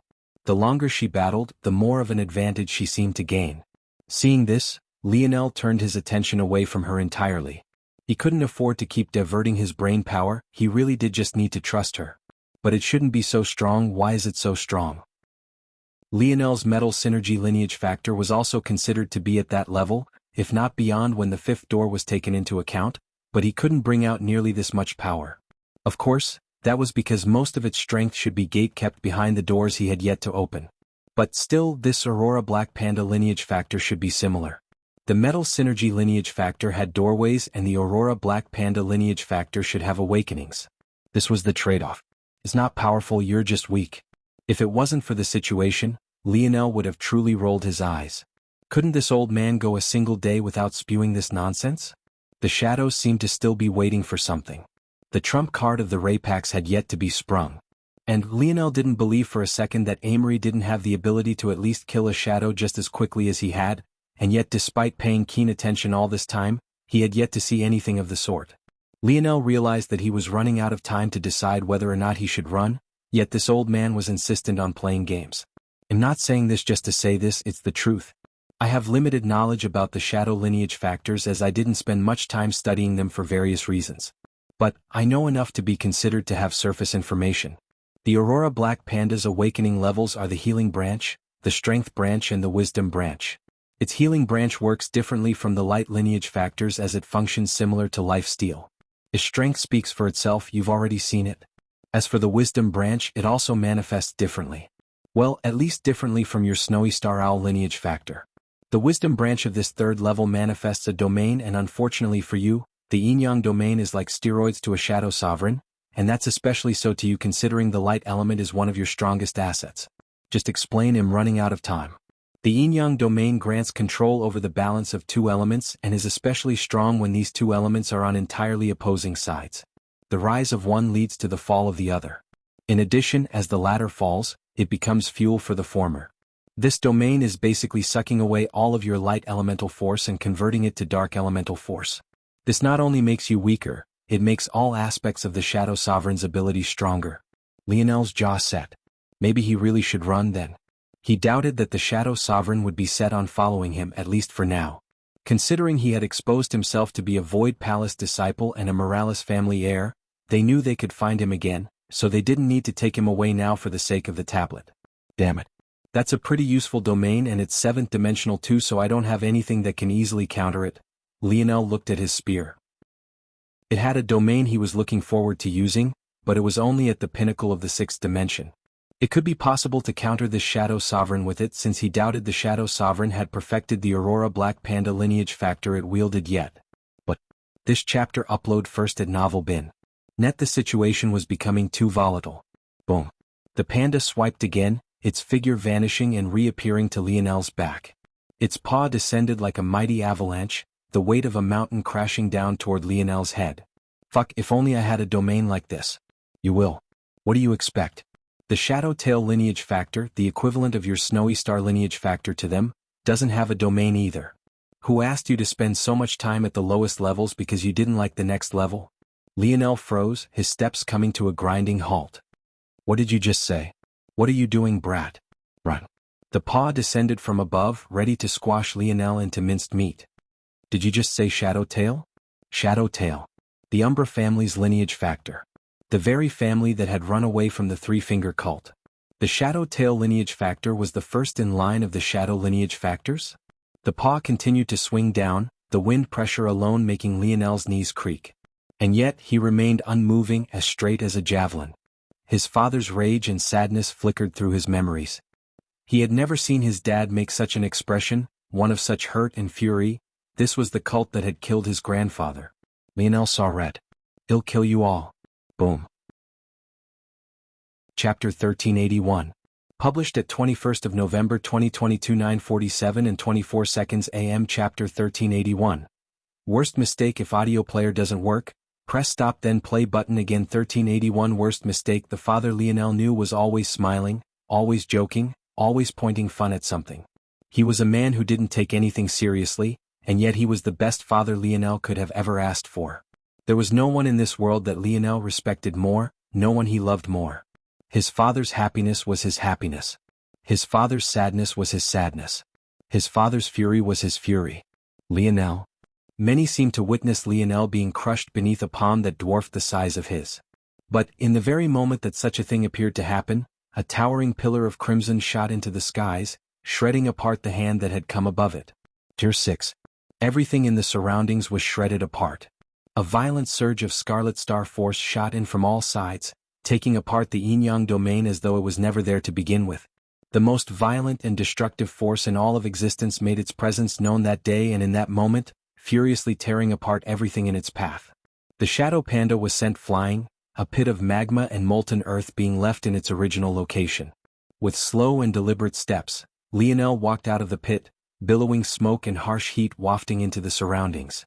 The spear in his hand was cracked to the point it seemed it might collapse at any moment.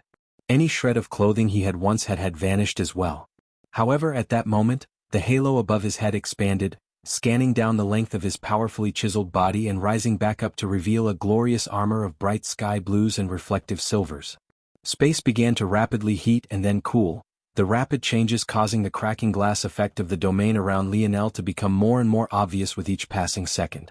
However, it felt like to the man himself none of it mattered at all. This chapter upload first at Novel Bin. Net. If you want to read more chapters, please visit Novel Next. Com to experience faster update speed. Bang. Lionel shot forward, cascading colors of violet, crimson, bronze and gold circling around him without pause or end. When he reappeared, he was already swinging his spear down from the skies, its momentum making whatever power the shadow panda had had behind its strike seem like nothing more than child's play. "You're the destruct." The shadow sovereign spoke again for the first time in several exchanges, but it was already too late to finish its words. Its body was in shambles. Having been in range of Lionel's 8-star formation, an entire side of its body had collapsed and the paw it had used to swipe down toward Lionel had been shredded to pieces, revealing the true shadow instead. Lionel's cracked spence splintered through what remained of the outer shell like a hot knife through butter, his momentum so fierce that the ground beneath them earned a nice gash all to itself. The shadow just barely managed to dodge out the way, losing just a bit more of his shadow panda construct in the process, but Lionel was absolutely relentless. His spear became like a raging flood dragon, every pierce causing spiraling winds to tear vicious holes through the body of the shadow panda. After 3 there was nothing but a single leg, part of a torso and its head remaining. After 3 more, the head was shredded to pieces and there was nothing more than an oversized leg. In a final volley of 3, the shadow coughed up a violent mouthful of blood, their body being sent reeling backward. With a flicker, the shadow vanished into the shadow world. But, the moment it appeared once more, Lionel had removed a hand from his spear, reaching it out in a clawing motion and causing the surroundings of the shadow to crack like glass, freezing it in space. The expression of the shadow changed below its cloak, but the constriction only seemed to double down.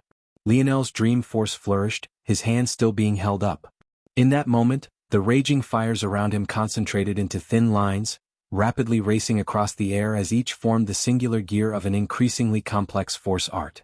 The Shadow Sovereign was about to learn what true destruction was. Lingering in the air, right this very moment, was a thick assortment of Scarlet Star force no one but Lionel could even dream of controlling. This chapter upload first at Novel Bin. Net there were only 2 options.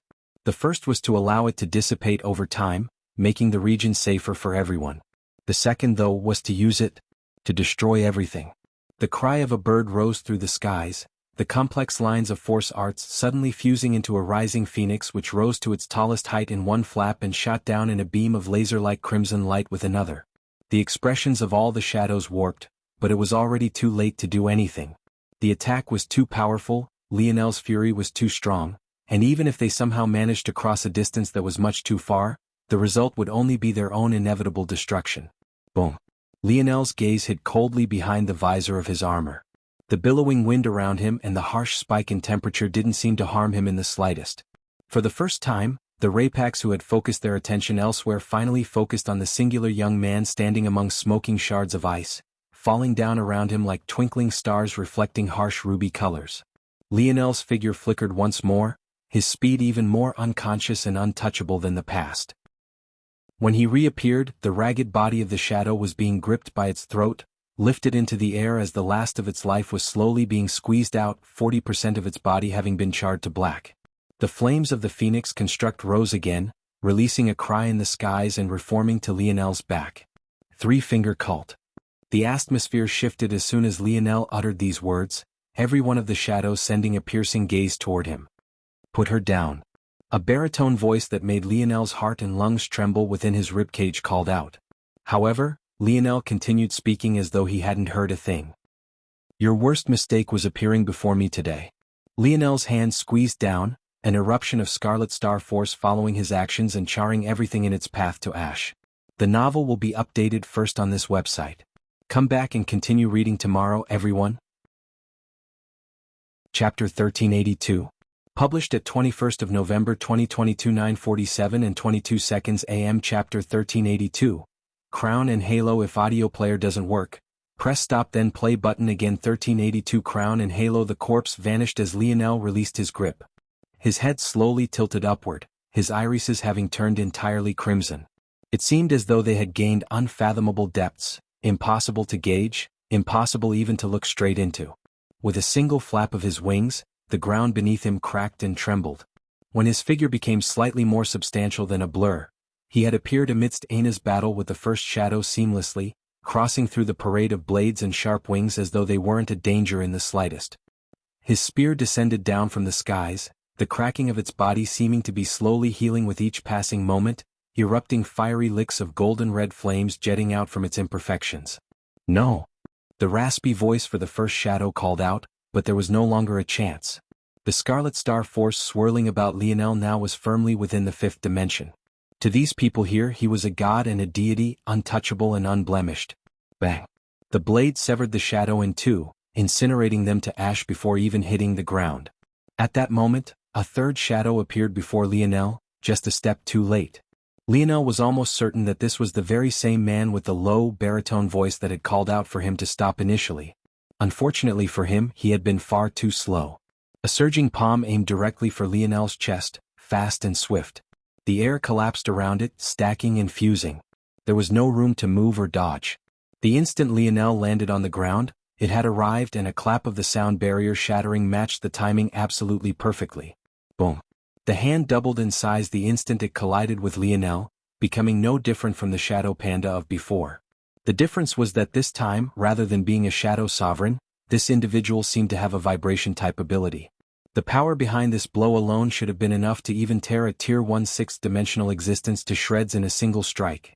This chapter upload first at NovelBin.net. If you want to read more chapters, please visit NovelNext.com to experience faster update speed, and it landed right on Lionel. Vicious winds kicked up, a violent cyclone of wild gusts and gales wreaking havoc toward everything in its path. Aina, who had now ended up to Lionel's back, braced herself for impact, her eyes widening in shock and worry.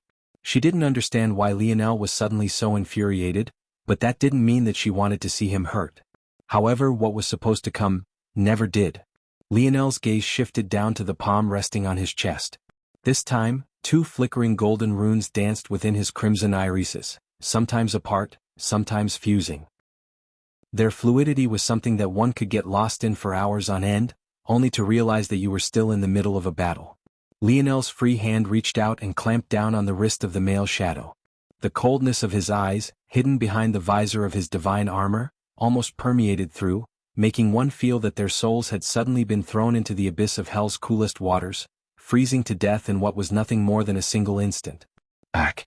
A pained roar left the shadow as it pulled away. But, under the horrified gazes of everyone present, the arm that Lionel still held on to crumbled to ash. If the shadow hadn't forcefully ripped itself away, maybe its entire body would have suffered the same fate. It was then that the flickering and dancing golden runes in Lionel's irises increased from 2 each to 3, making the intensity of the flames around him increase once again. Die! Lionel swung his spear from its downward-sloped position, leaving a gorgeous arc of crimson and gold that sliced the shadow in two. There was no suspense, only a final roar of struggle before he suddenly found himself eviscerated. At that moment, the glowing phoenix finally caught up to Lionel once again, spiraling into the air and releasing a sonorous call into the skies. Its beak opened wide, its wings spreading and its chest expanding. With a single bellow, a piercing laser of crimson left its lips, cutting across the battlefield and piercing through 2 more shadows. This chapter upload first at NovelBin.net. They stood not a single chance, finding themselves burnt to ash even before they could even call out for help. The fiery pits left in the beam's wake were quickly dodged by those that remained. The heat alone became enough to char their skins and dry their throats. The phoenix shrunk in size by a small measure, but Lionel didn't seem to care in the slightest. With another command, the majestic bird's chest expanded once more, another beam of light cutting across the battlefield and this time taking out another 3 shadows. Lionel was absolutely relentless. By the time the first beam had landed, he had already crossed through half the battlefield. By the time the second landed, he had reached his destination. His king's might pressured their minds. His Scarlet Star force pressured their bodies. And his relentless want for violence and blood shook their hearts. It was an absolute slaughter. Lionel didn't seem to see any Raypaks or humans.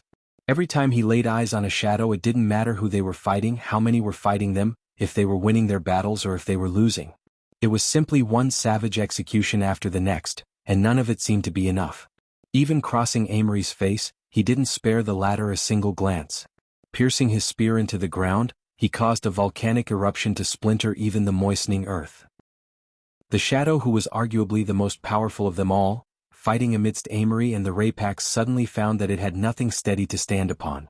Lionel didn't even bother to retract his spear from the ground, his hands coming together like a twin pair of claws, clamping down toward either side of the shadow's head. It roared in protest, but the space around its skull suddenly cracked like ice-blue glass, freezing it in place to the point it couldn't move in the slightest. Lionel drove his knee upward, an enraged roar leaving his throat as he slammed his kneecap into the shadow's head. An explosion of ice, space and fire spiraled out in all directions as a headless corpse fell to the ground. Lionel stood in the middle of the battlefield, no one within a 10-meter radius of him except for a litter of corpses. The crown of a king graced his forehead. The halo of a god graced his presence. Chapter 1383. Published at 21st of November 2022 9:47 and 20 seconds AM. Chapter 1383. Good luck if audio player doesn't work.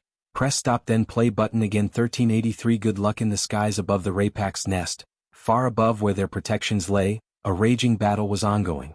On one side there were the elites amongst the Rapaks, and on the other there were the shadows of the Three-Finger Cult. If anyone saw this level of battle, they would realize that it as this that would decide the fates of all those below and not whatever petty squabbles the youths had gotten into. If Lionel saw it, he would come to understand that this was what was truly going on and why it seemed the Rapaks had such lackluster preparation. However, upon realizing this, he would also gain himself another question. Where did Amory fit in all of this? The only explanation then, was that Amory had a method of leaving this place outside of conventional means. On another hand, though, this also meant that the youths who had chosen to run away instead were suddenly in a precarious position. Leaving was impossible for them. There was danger on the inside and there was most definitely danger on the outside. A group of youths who had had every intention of rushing away and finding a path back to human domain territory within the void battlefield were stuck. They had made it to the outskirts of the nest, only to find that there was nowhere to go. A few brave souls had tried to cross the barrier, as there didn't seem to be anything stopping them, but the result was devastating. The Rapaks and the Shadows didn't even pay attention to these youths, and they were even thousands of kilometers up into the sky, and yet the reverberations of their battle alone was enough to blast everyone who tried to escape into minced meat. The youth found themselves at a loss, not knowing what to do. Running was suicide. Staying was also suicide. What kind of selection was this supposed to be? Among these youths were, surprisingly, Miguel and Noah. They observed the situation with placid expressions, feeling neither fear nor apprehension. However, even if they had no outward showing of emotion, they still weren't taking this matter lightly. The both of them wanted to find a path to survival, and they also both seemed to realize that just staying here wouldn't do them any good either.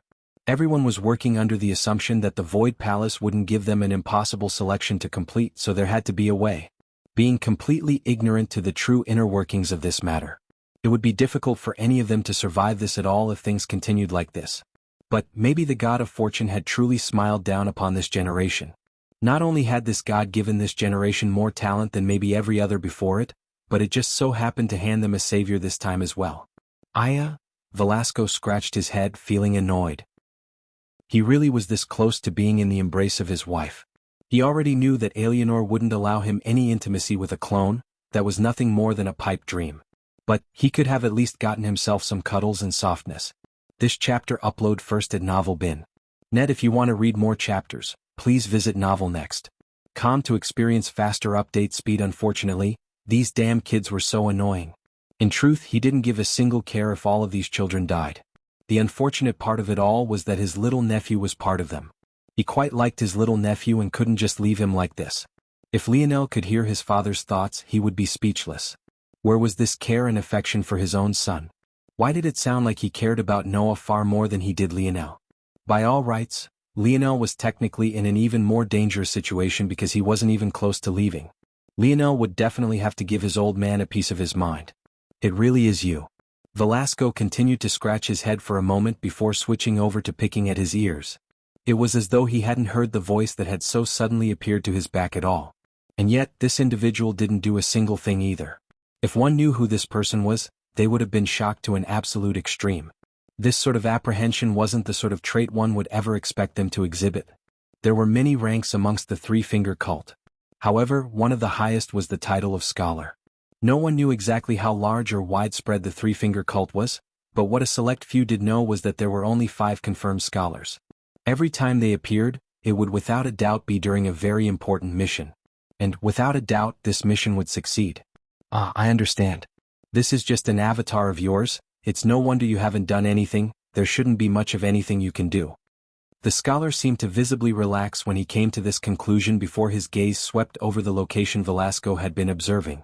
If you would like, I won't stop you from taking away those children. Consider it a favor. Their lives and deaths aren't worth much to me anyway. Velasco finally seemed satisfied with how clean his ear was, pulling out his pinky and blowing on it. A shadow sovereign shouldn't be enough for the three-finger cult to make this move. You're interested in our goals? You're correct, we do indeed have quite the large assortment of shadow sovereigns. 1614 from my recollection. 1615 truly isn't enough for me to make a move. When it comes to blood sovereigns though, the scholar didn't say anything more, chuckling lightly. This chapter upload first at Novel Bin. Net interesting. Velasco yawned. He took a step forward and vanished, appearing before the barrier of youths. When Noah saw him, his brows couldn't help but shoot up. Come on kiddos, I'm here to escort you away. Girls, please keep your panties to yourselves, I'm a married man. As for you lads, I don't swing that way, sorry to disappoint.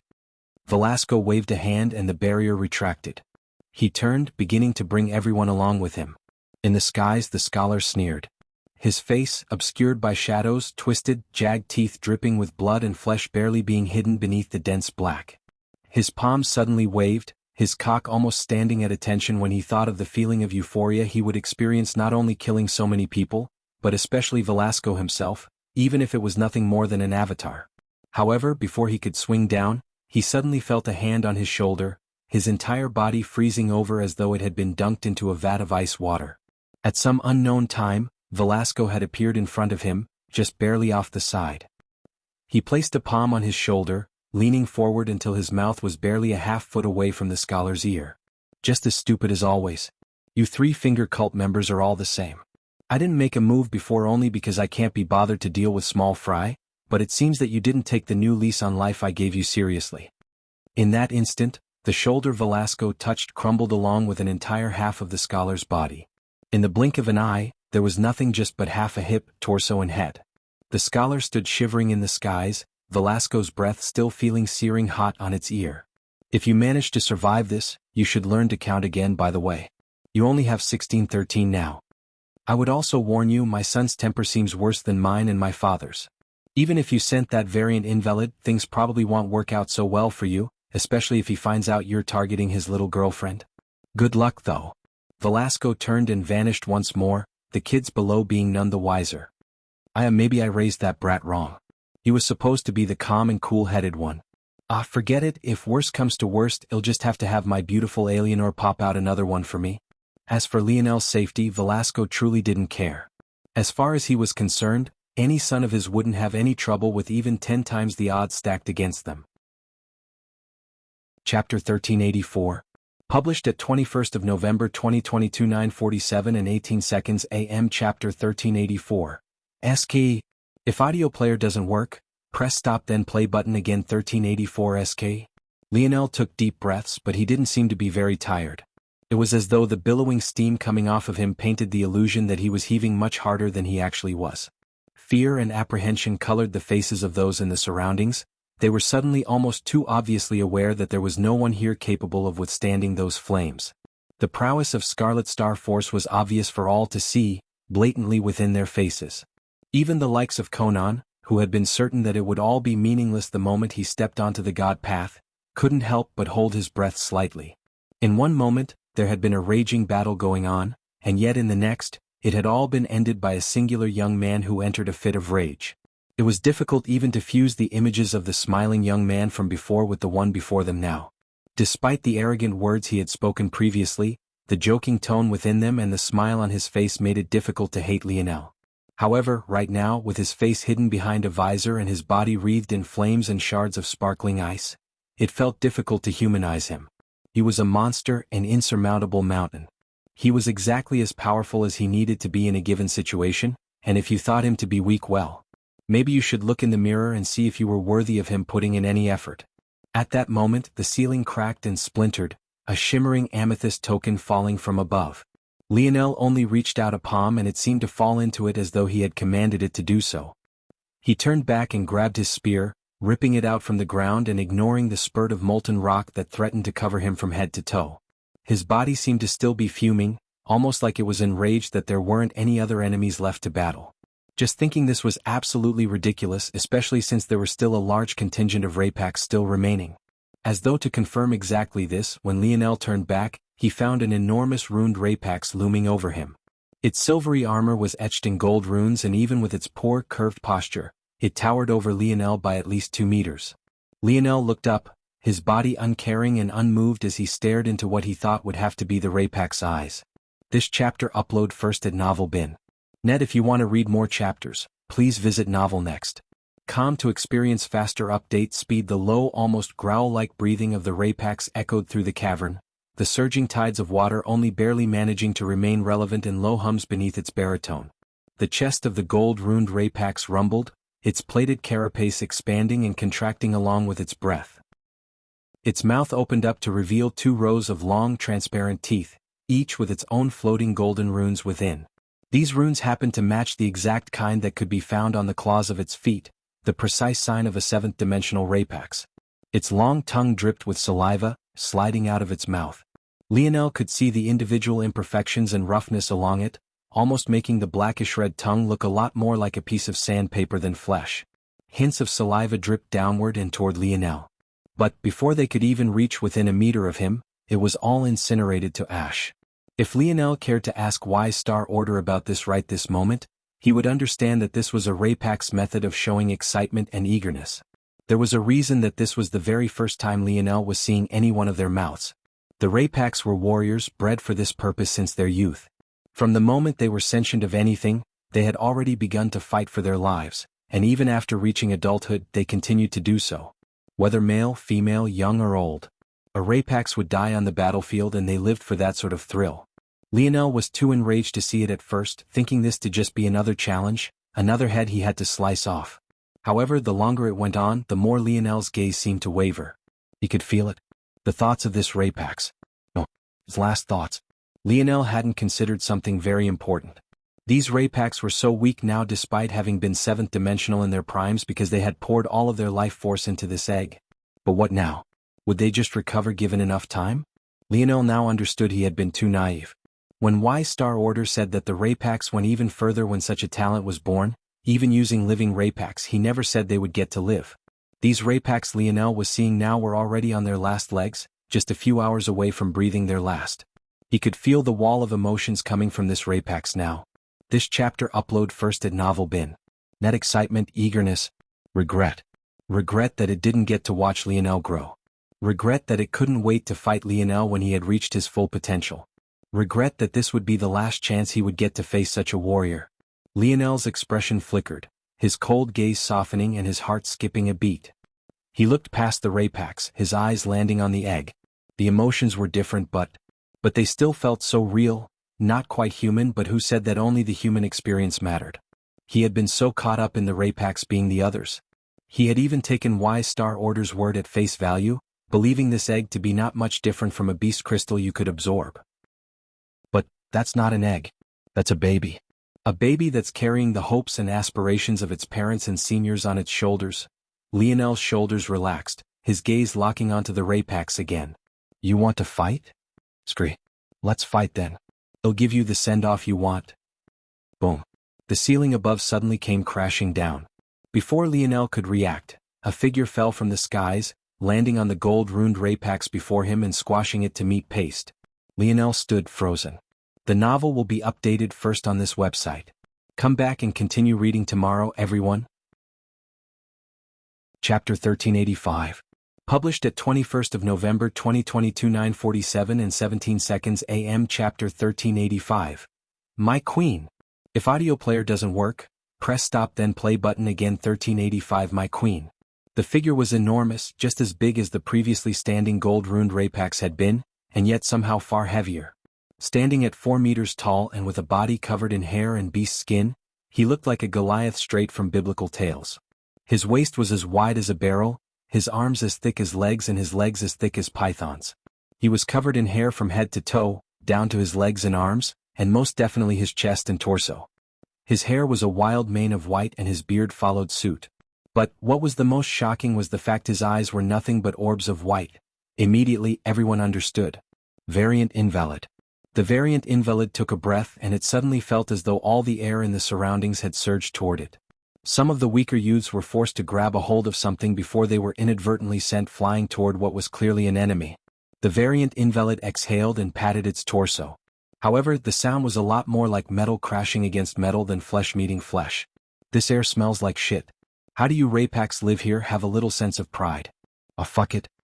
The variant invalid took another large sniff and its head finally locked in a particular direction before a wide, white smile plastered itself across its face. At that moment, the variant invalid's white hair and beard looked almost ethereal.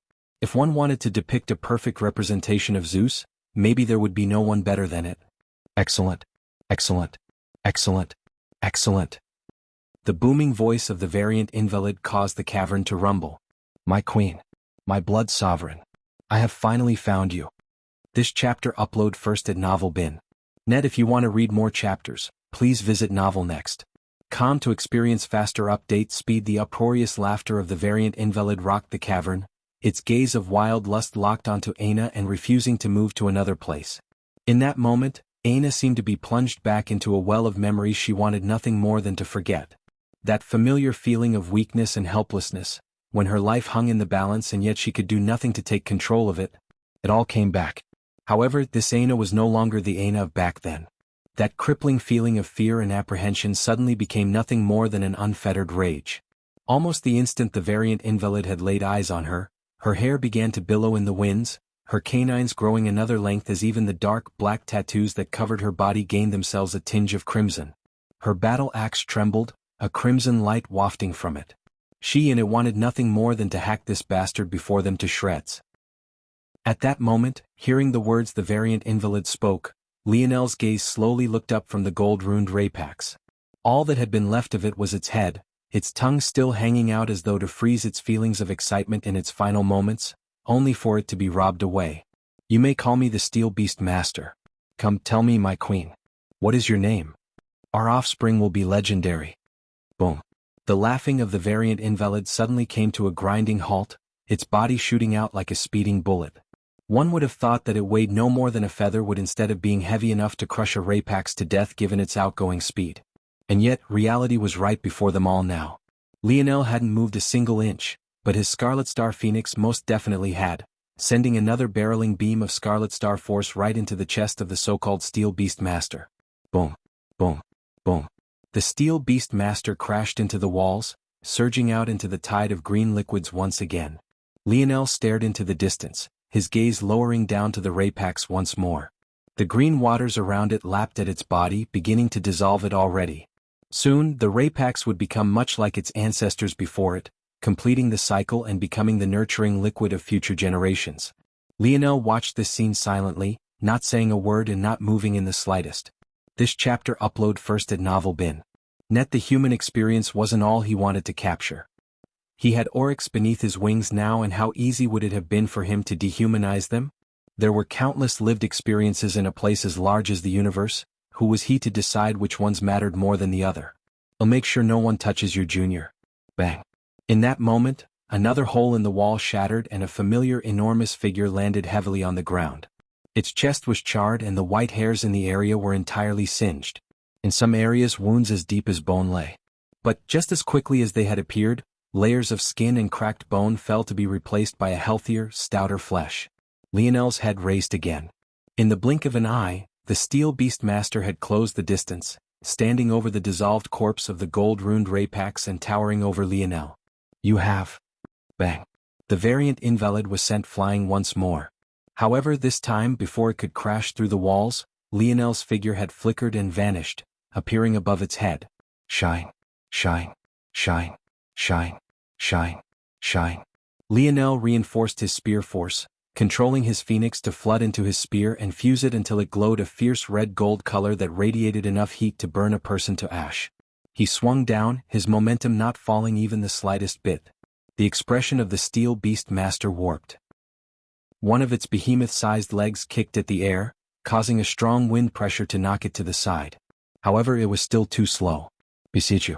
All the defenses in the world couldn't save its arm.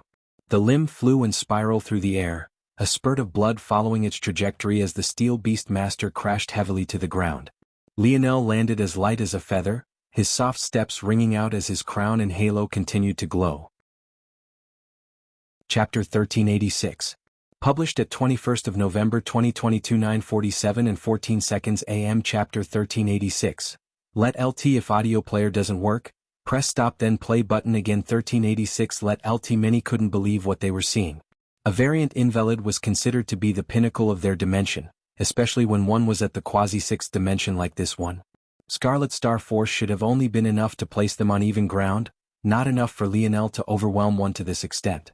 However, he made it look like it was easy, as though there wasn't anything special at all about what he was doing. Lionel's mind was simply too focused, too cool, too calculated. Nothing escaped his vision, even the slightest twitch was accounted by him and countered in the most efficient way possible. At the same time, Lionel's spear domain lineage factor seemed to fuse with his dream controllability index. Now that his mind had entered the sixth dimension, the fuel given to his spear was on a completely different level. Every instinct, every possibility, every potential counter was refined to the absolute extreme.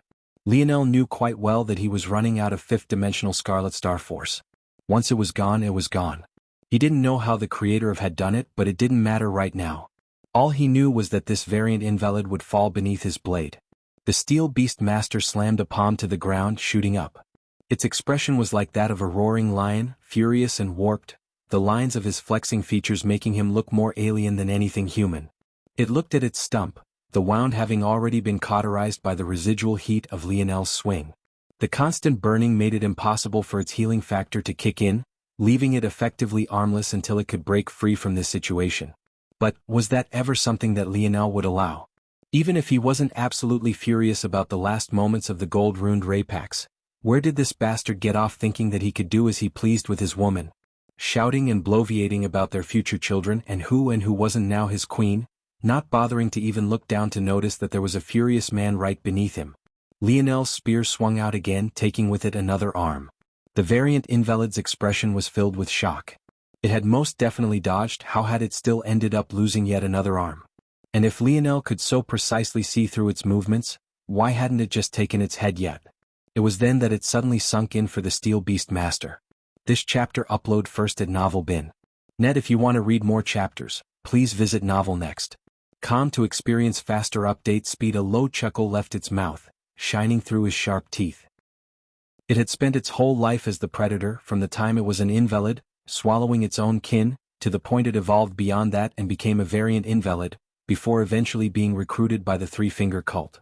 In truth, it was only chosen for this mission because it was the only one that could pass through the Raypax barrier. Once it brought Aina back, it wouldn't even be in line to use her, let alone claiming her as queen. This was meant to be its chance. Another swipe of a spear took out the variant invalid's legs and forced it to its knees. Lionel stepped forward, but he suddenly found that a fuming beauty had appeared to his side. Let it heal, Aina said slowly. Lionel cast a gaze to the side for a moment and retracted his spear and even his armor. He took a step to the side and found a stone to sit on, removing a beast cloth from the segmented cube to cover a small bit of his decency. A dull bang sounded as Aina lowered her axe hilt to the ground, her hair fluttering wildly. Despite being forced to its knees, the Steel Beast Master was still more than a head taller than Aina. And yet, her aura seemed to stifle it entirely. For a moment, the Steel Beast Master was stunned that this was happening, but a low rumbling chuckle eventually left it. In that moment, its arm stumps imploded as a jet of blood flying outward. But, with it, it took much of Lionel's Scarlet Star Force. Before the eyes of everyone, its arms regrew and its legs healed. When it rose up, its furious mane was back and the furious glint in its eyes was undeniable. Aina swung her axe the moment it stood to its full height. However, the Steel Beast Master didn't even move, its torso flexing and its gaze looking down toward Aina without a hint of lost confidence. Clang. Boom. The ground beneath their feet shattered like cobwebs, but the variant invalid didn't move a single inch, its flexed torso meeting Aina's battle axe as though its blade was a blunt butter knife. The worst mistake you could have made was not killing me when you had the chance. You'll be sure to savor each and every one of your deaths, except for you, of course. You'll be the witness to it all. Aina didn't say a single word, at least not immediately. Her hair fluttered, her feet pressed into the splintered ground, her arms flexed and her thighs bulged. This chapter upload first at Novel Bin. Net. Die. The Steel Beast Master's expression changed. A sudden overwhelming pressure pressed forward, nosing it off its feet. In the next instant, it found itself speed away once again, its body leaving harsh licks of flame in its wake as the atmosphere whined and groaned. Bang. The ground beneath Aina's feet sunk by another measure as the steel beastmaster skid along the ground. It quickly flipped to its feet, his expression filled with shock as it looked down. There was a shallow wound across its torso, barely deeper than a paper cut and only about a foot in length. Compared to the rest of its body, it was impossibly small. However, it was just enough to drip with blood. At that moment, a strong suction force pulled at it. Though it quickly cut off the feeling, by the time it looked up, a globule of blood as large as its head had already appeared above Aina's palm. The blood thrummed with vitality, shimmering with blinding lights. Aina's palm drew an arc across the air, causing the globule of blood to spread into the form of a blade. An axe blade. Her battle axe stretched outward, allowing the blood to coat it. The effects of this blood would be far more powerful if she ingested it, however she didn't want anything to do with this variant invalid. She didn't want its apology, she didn't want its remorse, and she most definitely didn't want its strength. She only wanted its death. Aina swung her battle axe as the steel beastmaster's expression widened. It suddenly realized that it was frozen in place and there was absolutely nothing it could do to survive. It had been humiliated not just once, but twice in this day alone. This was how it would die. The variant invalid's corpse fell into two pieces, bursting into motes of light that flew toward both Lionel and Aina's bodies. However, Aina rejected it entirely, giving it all to the former. "I would advise that you not take another step toward that egg," Lionel said lightly, not even looking in Amory's direction. You're tuning in to the Han Lee's Wuxia Chronicles YouTube channel. We're so grateful for your support, and don't forget to subscribe to join us on this incredible journey through captivating stories. Your generosity through donations truly makes a world of difference, as it's the primary source of revenue that allows me to expand and enhance this channel for you. Thank you from the bottom of my heart for being a part of this adventure.